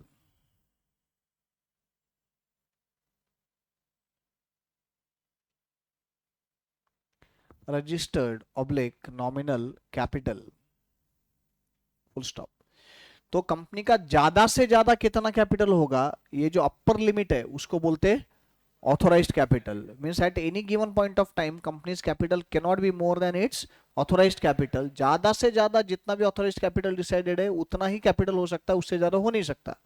Sir उससे ज्यादा चाहिए तो तुमको authorised capital पहले बढ़ा के लेना पड़ता है. उसकी जो प्रोसीजर कंपनीज एक्ट में दी है वो तुमको कंप्लीट करनी पड़ती है. उसके बाद में ही तुम एडिशनल कैपिटल बढ़ा सकते हो. नंबर 2, ऑथोराइज्ड के बाद लिखो number 2, issued capital.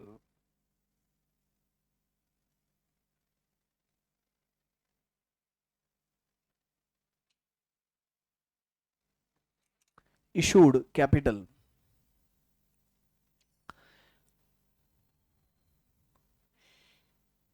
It is that part of authorized capital. It is that part of authorized capital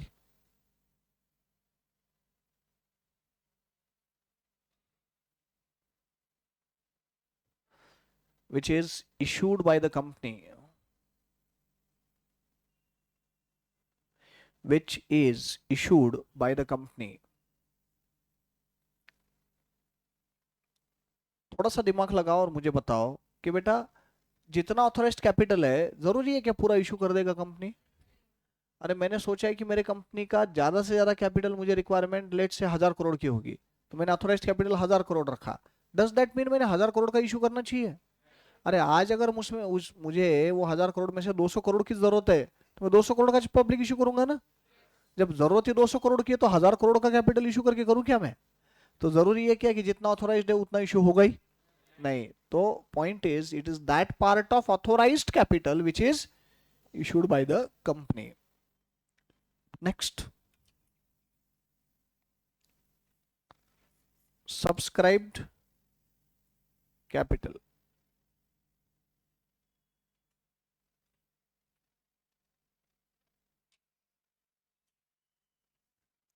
Subscribed capital. It is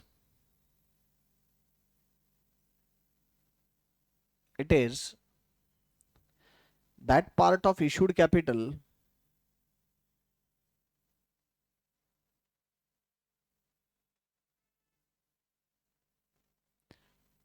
which is subscribed by the shareholders. It is that part of issued capital which is subscribed by the shareholders. जितने share subscribe हो गए वो subscribed capital हो गया जितने apply हुए. Can the subscribed capital B more then issued? How is that possible? Issue किए बगैर शेयर सब्सक्राइब कैसे होंगे? Next, serial number 4.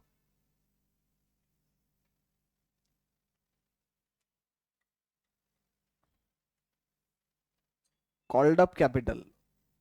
याद आ रहे हैं क्या सारे टर्म्स, या याद दिलाऊं कौन से दिन सिखाया था ये?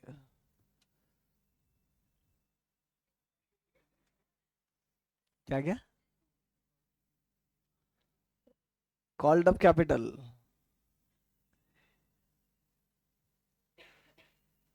It is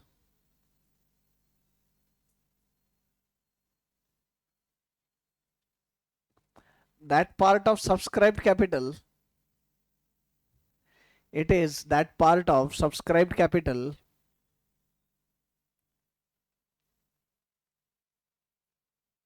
which is which is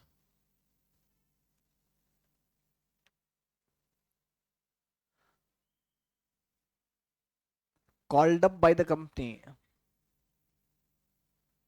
which is called up by the company.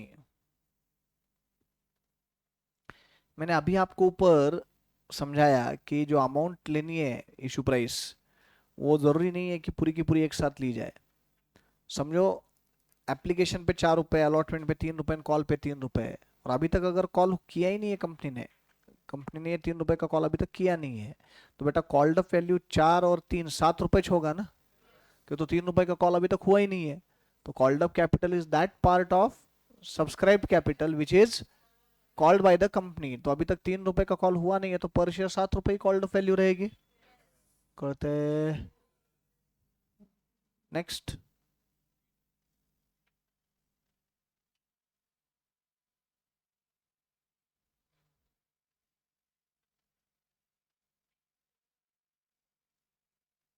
Paid up capital.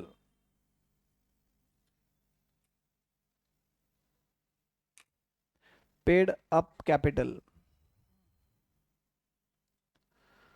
लिखो. It is that part of called up capital which is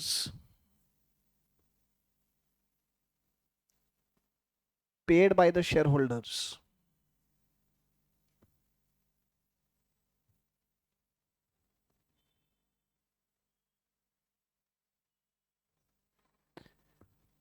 Which is paid by the shareholders.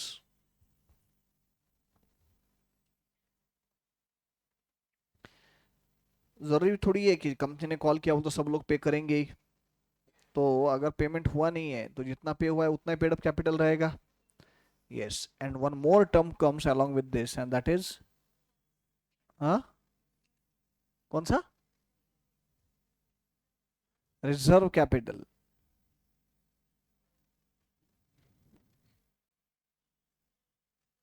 वैसे मैं आपको बिल्कुल भी discourage नहीं करना चाहता या डिमोरलाइज नहीं करना चाहता, लेकिन बेटा अभी तुम्हारा टेस्ट हुआ है रिसेंटली, तुम सब लोगों ने ये रिवाइज किया रहेगा ऐसे एक्सपेक्टेड है. और कुछ अलग तो सिखा नहीं रहा हूँ मैं. रेगुलर बैच में पूरा डीप में डिटेल में सिखाया हुआ है, लिखा के दिया हुआ है. तो ये फटाफट आना चाहिए ना, क्या है? बोल ही नहीं रहे हो तुम लोग. पढ़ रहे हो क्या तुम लोग? हाँ. सिर्फ एक बार रिमाइंड कर दूं कि लास्ट अटेम्प्ट है ओल्ड सिलेबस का. जो जून अटेम्प्ट आने वाला है ना अगला, वो नया है, और नए में फुल धिंगाना है.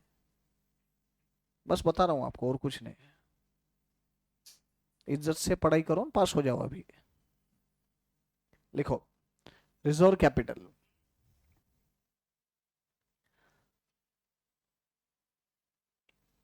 It is that part of the issue price of the share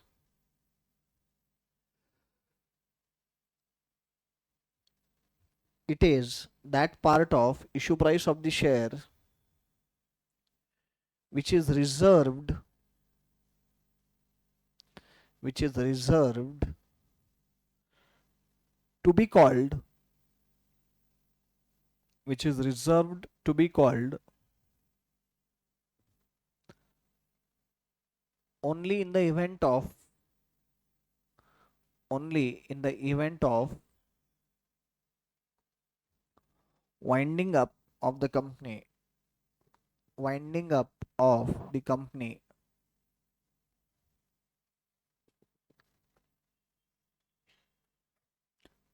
even जब कंपनी बंद होगा, जब कभी लिक्विडेट होगा, वाइंड अप होगा, तो तब भी तो पैसा लगता है ना कंपनी के वाइंडिंग अप में। तो उस टाइम पे फिर ओनर की रिस्पॉन्सिबिलिटी रहनी चाहिए वो पैसा देने की। तो कुछ अमाउंट रिजर्व कर देते कि भाई जब कंपनी बंद होगा तभी कॉल करेगा कंपनी। समझो 10 रुपए का शेयर है, 1 रुपया रिजर्व कर दिया, तो during life time of the company 9 rupees only will be called, 9 रुपए ही कॉल होगा ज्यादा से ज्यादा। बचा हुआ 1 रुपया जब कंपनी बंद होगी, लिक्विडेट होगा, तभी हम लोग कॉल करेंगे। So that is called as reserve capital, which is reserved to be called only and only in the event of liquidation of company, winding up of the company। कहते हैं ये सारा डिस्कशन दिमाग में गया। हम लोगों ने पहले शेयर कैपिटल क्या रहता समझा, हमने शेयर क्या रहता समझा, उसकी फेस वैल्यू क्या रहती बताया मैंने आपको, डिनोमिनेशन ऑफ द शेयर। फिर हम लोगों ने इशू प्राइस की बात की, at par, at premium, at discount. 3 stages in public issue की मैंने आपको बात की, issue of prospectus, public subscription, allotment of shares. जो इशू प्राइस है वो या तो लमसम में ली जाएगी या तो इंस्टॉलमेंट में, certain amount on application, certain on allotment, certain on in calls. Minimum application money का रिक्वायरमेंट हम लोगों ने समझा क्या है। As per companies act it is 5% of nominal value, as per SEBI it is 25% of issue price. अब जो issue price है वो लेके इंस्टॉलमेंट में भी ली जा सकती है और लमसम में भी ली जा सकती है बोला मैंने। बट पब्लिक से जब सब्सक्रिप्शन आता है तो there are 3 possibilities, either the subscription will be at par, or it will be under subscription, or there will be over subscription. Depending on extent of subscription, allotment will be done. There are different categories of allotment, full, null and pro rata allotment. अगर अगर subscription at पार या under subscription है तो compulsorily there will be full allotment, वहां कोई problem ही नहीं, full allotment होगा। लेकिन अगर by chance there is over subscription, then in that case there can't be full allotment to all, and then we can have combination of the categories। एक example भी मैंने आपको बताया। And now these 5 terms, 6 terms which we discussed: authorized, issued, subscribed, called up, paid up and reserved। And now it's time to study accounting entries। लिखो heading accounting entries।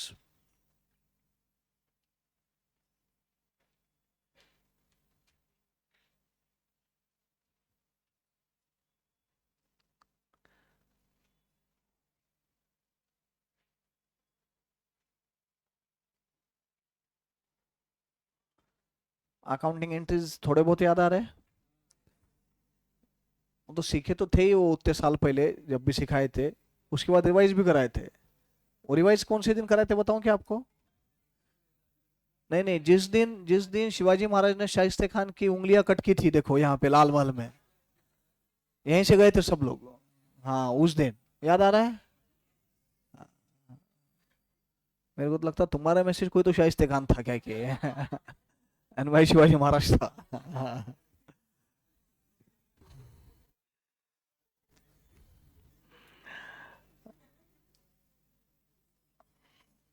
Have you seen that drama Janta Raja? Anybody has seen?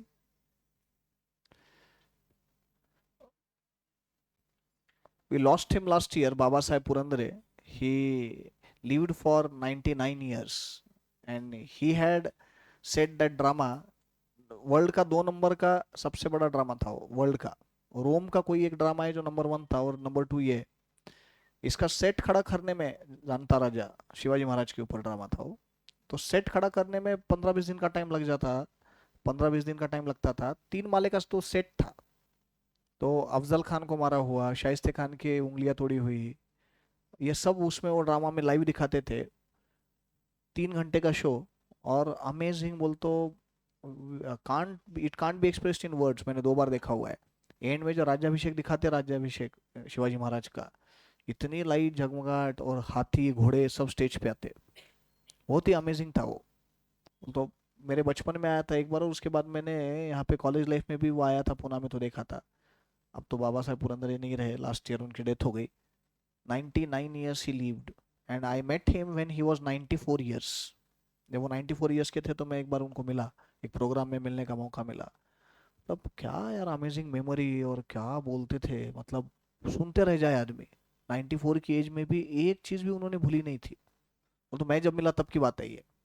अभी भी जाने के पहले भी बोले कि उनकी मेमोरी कंप्लीट थी, और शिवाजी महाराज पे ही उन्होंने पूरा लाइफ उनका स्टडी में इसमें लगाया था। तो कभी अगर वापस वो होता है जानता राजा, कभी भी अगर चांस मिला तो देखना जरूर वो नाटक, बहुत अमेजिंग है। तो सब दिखाया हुआ है उसमें, शाइस्ते खान की उंगलियां कैसे तोड़ी ये यहाँ पे, फिर अफजल खान को जो मारा प्रतापगढ़ पे। ये हिस्ट्री इतना तो कुछ जानते रहेंगे ना रे तुम, थोड़ा बहुत। तुम स्कूल, साला डाउट ही है मेरे को तो क्या। लिखो,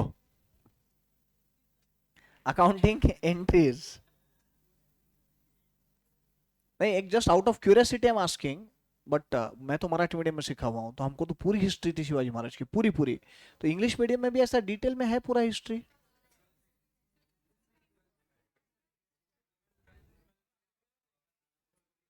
नहीं, मैं मेरा शायद क्वेश्चन गलत हो गया, इंग्लिश मीडियम नहीं, ये सेंट्रल बोर्ड में वगैरह जो है। स्टेट बोर्ड में तो रहेगा, स्टेट बोर्ड में तो है। सेंट्रल बोर्ड्स में टू व्हाट एक्सटेंट, कितना डिटेल में देखना चाहिए?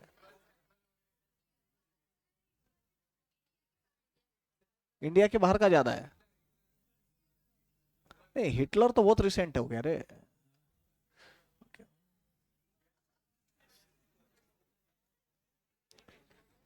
यस, ध्यान दो। In total 9 accounting entries we have in issue of shares, 9 accounting entries है। और बेटा ये 9 अकाउंटिंग एंट्रीज में से पहले 7 एंट्रीज सिखाने को रेगुलर बैच में 10 मिनट लगते, ये तो रिवीजन बैच है। 10 ही मिनट लगते पहले 7 एंट्रीज पढ़ाने को, और बचे हुए 2 एंट्रीज पढ़ाने को 2 लेक्चर लिए थे अपन ने। और वो बचे हुए 2 एंट्रीज थे for feature and re issue. तो फॉर फीचर और री इशू के बारे में बात करेंगे थोड़ा रुक के, पहले वो बेसिक 7 एंट्रीज अपन अभी रिवाइज कर लेते हैं। कोई बात नहीं, रिवाइज ही नहीं, मैं सिखाई देता हूँ, 10 ही मिनट लगने हैं। अगर कोई बाई चांस जो डायरेक्ट रिवीजन बैच अटेंड कर रहा है, रेगुलर हुआ ही नहीं है, तो उसको भी समझ में आ जाएंगे। I want full attention here, जिनका हो गया वो भी मेरे पास ध्यान दो। बाद में लिखते हैं अपने entries. Guys, first 7 entries we are discussing. मैं जिस सीक्वेंस में ये एंट्रीज बता रहा हूँ वो सीक्वेंस में एंट्रीज नहीं होते, एक्चुअल सीक्वेंस मैं तुमको बाद में बता दूंगा। अभी सिर्फ जो मैं बोल रहा हूँ उस पर फोकस करो, सिर्फ आप ज्यादा दिमाग मत लगाओ, सिर्फ मैं जो बोल रहा हूँ उस पर फोकस करो, बोल रहा हूँ। मैंने आपको बताया कि कंपनी जब पब्लिक इशू ऑफ शेयर्स करता है तो एक इशू प्राइस होती है, which may be either at par, at premium और at discount, but anyway at discount तो अब अलाउड ही नहीं है, so either it will be at par और it will be at premium. ये जो इशू प्राइस है, ये इशू प्राइस 3 इंस्टॉलमेंट में कंपनी लेता है। Certain amount on application, certain amount on allotment and certain amount in calls. मैंने बोला कि पूरा अमाउंट भी एप्लीकेशन पे लिया जा सकता है, बट पॉसिबिलिटी ये भी है कि भाई इंस्टॉलमेंट में ले रहे, तो कुछ अमाउंट एप्लीकेशन पे आती है, कुछ अमाउंट अलॉटमेंट पे आती है, कुछ अमाउंट कॉल पे आती है। आप मेरे को बताओ, 3 रिसीट्स हो गई है कंपनी के लिए। There are 3 receipt points. Certain amount on application, certain amount on allotment, certain amount in calls. वो तो 3 रिसीट की एंट्री होने वाले। एप्लीकेशन मनी मिला, I want specifically those students, those who are studying it for the first time, or you studied it earlier but you were not attentive at that time, या जो भी है, नहीं समझा, attentive नहीं थे, जो भी है, आप लोग अच्छे से ध्यान दो। एप्लीकेशन मनी मिला, एप्लीकेशन मनी मिला है तो कंपनी के लिए रिसीट हो गया। सिंपल एंट्री रिसीट की, bank account debit to equity share application account, बस plain entry, bank account debit to equity share application account, first entry. जैसे एप्लीकेशन मनी मिला तो ये एंट्री आप बोल रहे हैं, वैसे अलॉटमेंट मनी भी मिलता है। बोलते हैं अलॉटमेंट मनी बोलने का मतलब जब शेयर्स अप्लाई हुए उसके बाद कंपनी ने अगर अलॉट किया तो फिर अलॉटमेंट मनी लेते हैं, जिनको अलॉट हुए शेयर्स उनसे। तो what will be the entry for allotment money received? Bank account debit to equity share allotment account. So this is second receipt. Third receipt is on call. What is the entry for call money received? Bank account debit to equity share call account. 3 entries हो गए। देखो 7 है total आज जो समझने अपने को अभी, फॉर फ्यूचर और इशू बाद में, तो ये 7 में से 3 एंट्रीज हो गए। एक बार फिर से, application money received, bank account debit to equity share application account. And on a serious note, even जो घर पे बैठ के यूट्यूब पे लेक्चर देख रहे हैं, आप भी बोलो, बोलने से एंट्रीज दिमाग में बैठ जाते हैं। Allotment money received, bank account debit to equity share allotment account, call money received, bank account debit to equity share call account. Any problem? तीनों रिसीट की एंट्रीज क्लियर है? मैंने आपको अभी जब कैटेगरी समझाया अलॉटमेंट के, तो उसमें एक कैटेगरी मैंने आपको समझाई नल अलॉटमेंट। नल अलॉटमेंट का मतलब होता है कि जीरो अलॉटमेंट। बोलते हो अनफॉर्चुनेटली तुम्हारे से एप्लीकेशन आया कंपनी को, बट तुम्हारे शेयर्स को शेयर्स अलॉट, तुम्हारे एप्लीकेशन को शेयर्स अलॉट नहीं हुए। बट नहीं हुए तो तुमने एप्लीकेशन मनी तो पे किया है ना। अब समझो, just for the sake of example, कि you had applied for 10 shares, तुमने 10 शेयर्स के लिए अप्लाई किया था, पर तुमको शेयर अलॉट ही नहीं हुआ। Shares are not allotted and पर एप्लीकेशन पर शेयर 4 रुपए तुमने पे किए, तो 10 शेयर्स के हिसाब से 40 रुपए तुमने पे किए, पर शेयर अलॉट नहीं हुआ ना। शेयर अलॉट नहीं हुआ तो कंपनी में पैसा रख सकता है क्या? तो वो जो एप्लीकेशन मनी आया है जिसपे शेयर्स अलॉट नहीं हुए, वो पैसा रिफंड देना पड़ेगा। जब पैसा मिला था एप्लीकेशन मनी, तो क्या एंट्री हुई थी? Bank account debit to equity share application account, refund देना पड़ा, तो reverse. What is the entry? Equity share application account debit to equity to bank account refund. समझते हैं? Fourth entry, this was fourth entry, refund of application money. जैसे मैंने नल allotment समझाया, वैसे मैंने आपको प्रो रेटा अलॉटमेंट भी समझाया। प्रो रेटा अलॉटमेंट का मतलब proportionate allotment. Let's say proportionate allotment ratio is, just for the sake of example, 5:3 है। For every 5 shares 3 shares have been allotted। अब मेरे को बोलो, आपने 10 शेयर्स के लिए अप्लाई किया था, तो आपको 6 शेयर्स अलॉट हुए, 5 के बदले में 3, 10 के बदले में 6, तो 6 शेयर्स तुमको अलॉट हुए। और तुमने एप्लीकेशन मनी कितने पैसों पे दिया, कितने शेयर्स पे दिया? 10 शेयर्स पे दिया। बोल तो 4 शेयर्स पे एक्स्ट्रा एक्सेस एप्लीकेशन मनी आया। मैं कंपनी हूं, तुम एप्लीकेंट हो, तुमने 10 शेयर्स के लिए मुझे पैसे दिए, पर शेयर लेट से 4 रुपए, तो 40 रुपए दिए तुमने। बट मैंने तुमको 6 शेयर्स अलॉट किए, तो 6 शेयर्स पे एप्लीकेशन मनी 6 4 24 होता है। बोल तो 4 शेयर्स पे 4 रुपए के हिसाब से 16 रुपए तुमने एक्स्ट्रा दिए ना। अभी ये 16 रुपए जो एक्स्ट्रा है, इसका फर्स्ट पॉसिबिलिटी रिफंड दे दो, रिफंड दे दो, जो अभी समझाया वो। बट रिफंड देना लॉजिकल नहीं है। लॉजिकल इसलिए नहीं है क्योंकि तुमने 10 शेयर्स के लिए अप्लाई किया, मैंने तुमको 10 शेयर्स अलॉट नहीं किए, अरे बट 6 किए ना, तो वो 6 शेयर्स पे अलॉटमेंट मनी आना है कि नहीं तुम्हारे से? तो फिर क्या फायदा है ये एक्सेस एप्लीकेशन मनी रिफंड दे के वापस अलॉटमेंट मनी लो? उसके बजाय can we adjust this excess application money towards allotment money? This is known as appropriation of excess application money towards allotment money due. अब जब पैसा मिला था एप्लीकेशन मनी, तो क्रेडिट कहां हुआ था? एप्लीकेशन अकाउंट को क्रेडिट हुआ था। बट अब अगर मेरे को उसको अलॉटमेंट में एडजस्ट करना है, तो I need to transfer it from application to allotment. बोलो entry. Equity share application account debit to equity share allotment account, this is fifth entry. This is fifth entry. क्या थी ये entry? appropriation of excess application money towards allotment money due. Any problem? Understood? Sure? 100%? Yes.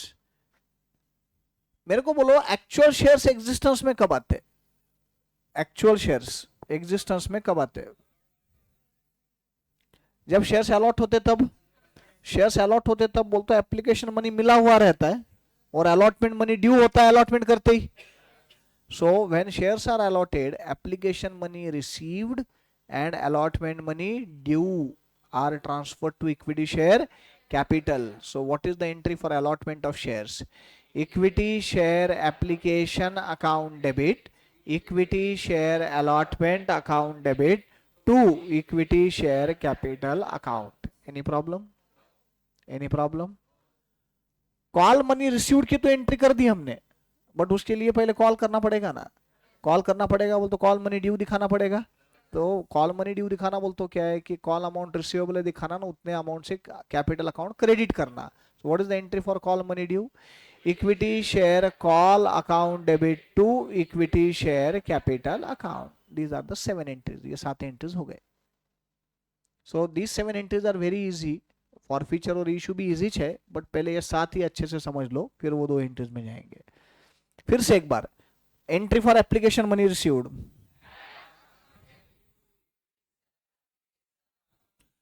allotment money received,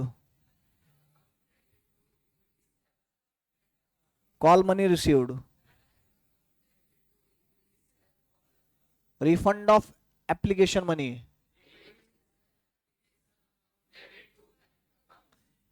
appropriation of excess application money towards allotment money due.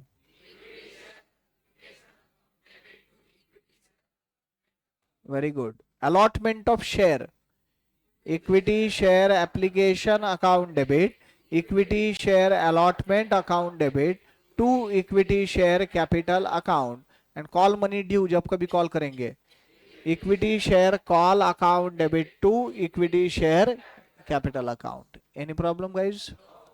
But ये जो sequence में मैंने तुमको अभी entry समझाया ना, ये सीक्वेंस बराबर सीक्वेंस नहीं है, ये तो सिर्फ जल्दी समझ में आते हैं ना, अंडरस्टैंडिंग को बेटर रहता है, इसलिए ये सीक्वेंस बताइए. अब मैं आपको एक्चुअल सीक्वेंस बोलता हूँ, एक एक ट्रांजैक्शन जिस सीक्वेंस में एंट्रीज होंगे, आप मेरे को फिर से एक बार एंट्रीज बोलो. एप्लीकेशन मनी रिसीव्ड सबसे पहले, bank account debit to equity share application account, refund of application money, equity share application account debit to bank account, appropriation of excess application money towards allotment money due, equity share application account debit to equity share allotment account. अब इसके बाद allotment money receive नहीं होगा, पहले share allot करना पड़ेगा, allotment entry, equity share application account debit, equity share allotment account debit to equity share capital account. हो गया. Receive the allotment money, bank account debit to equity share allotment account, make a call, equity share call account debit to equity share capital account and receive the call money, bank account debit to equity share call account. जमलं? सबको समझा? कोई doubt ये entries में? लिख लेने का फटाफट, लिखो. Accounting entries,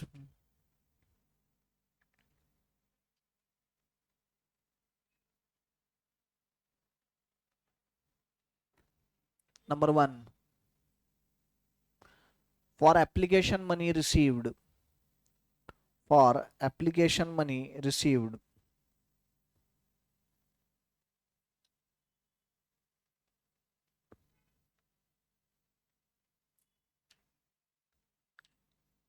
bank account debit, bank account debit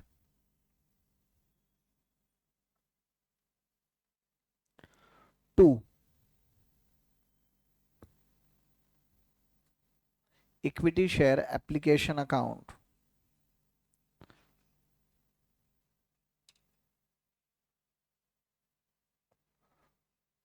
to equity share application account. Number 2, refund of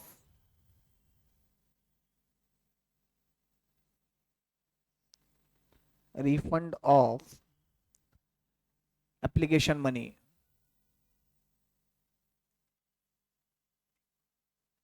What is the entry for refund? Equity share application account debit to bank account.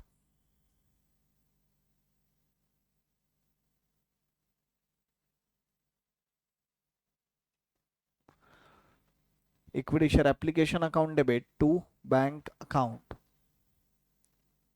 Number 3, appropriation of excess application money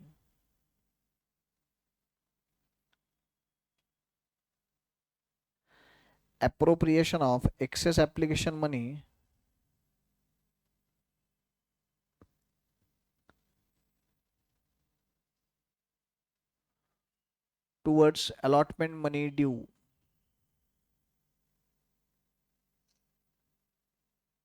towards allotment money due.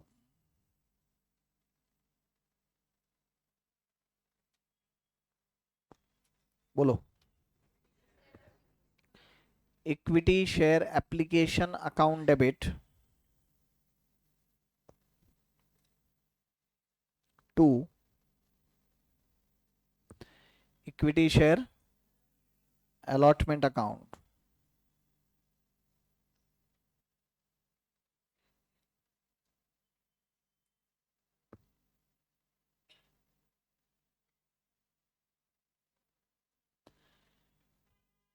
Serial number 4. Allotment of shares. Allotment of shares. Under that A, at par, at par.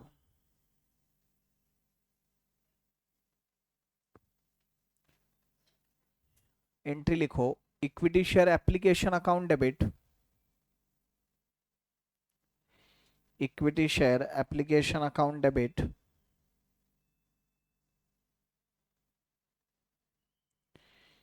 Equity share allotment account debit,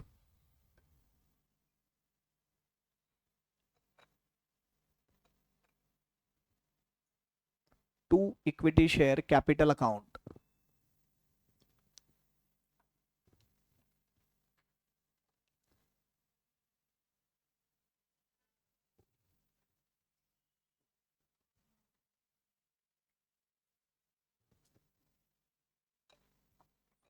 B, ये था A. 4 में ही B, at premium, at premium.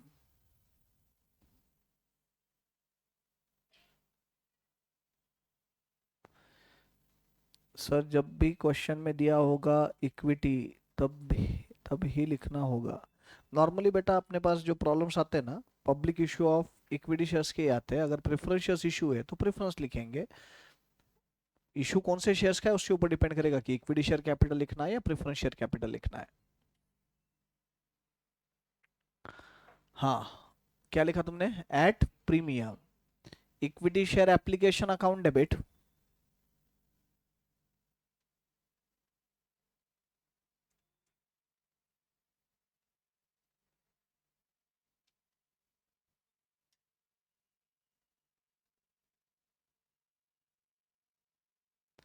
Equity share allotment account debit,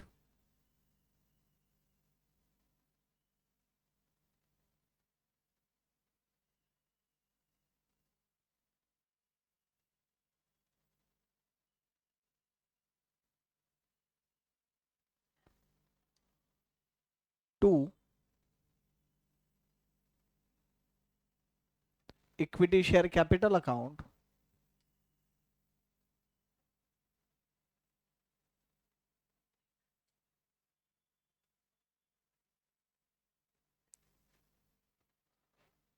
to securities premium account.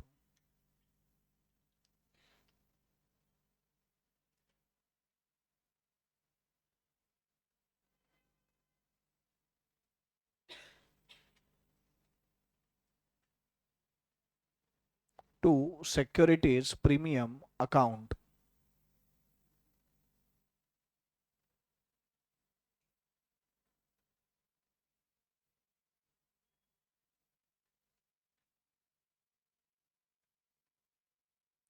अब सब लोग जानते हैं when issue is at premium means when the issue price is greater than face value, that excess is credited to securities premium.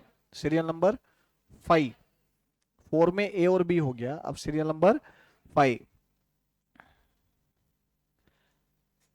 allotment money received, allotment money received,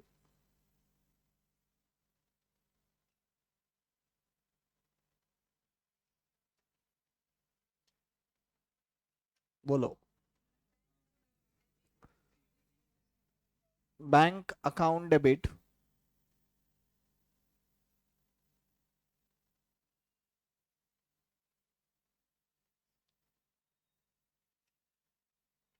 to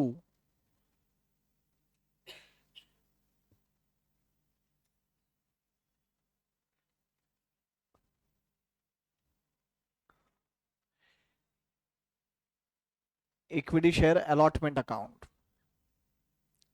to equity share allotment account. Serial number 6. Call money due. Call money due.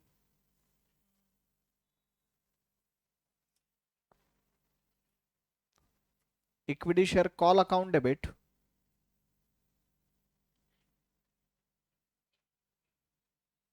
Equity share call account debit.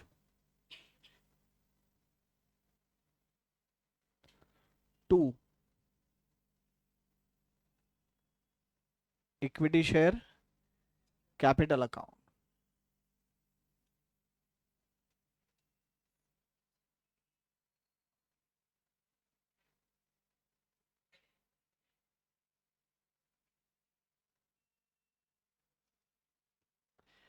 Last, 7th, call money received. Call money received. Bank account debit.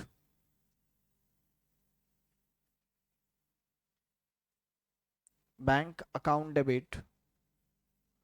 2. Equity share call account. Bank account debit to equity share call account.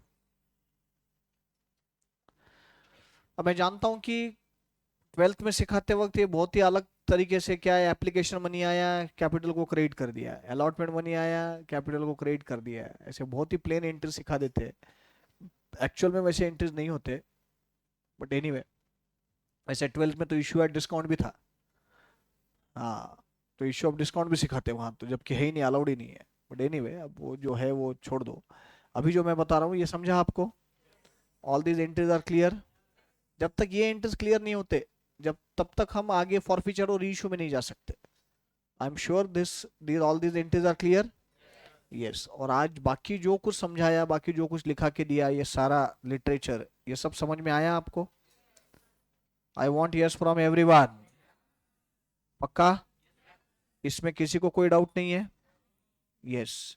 तो even online guys, once again I am telling you कि जो भी मैं ये screen पे लिखा के देता हूँ आप लिखा के ले लो, बाद में रिवीजन के लिए भी तुमको काम आएगा ये. कल अपन क्या करेंगे, ये बेसिक 7 एंट्रीज पे एक प्रॉब्लम सॉल्व करते हैं. पहले एक बेसिक आइडिया आ जाएगी ये 7 एंट्रीज की, और फिर उसके बाद में we will go for forfeiture and reissue. Yes. See you tomorrow.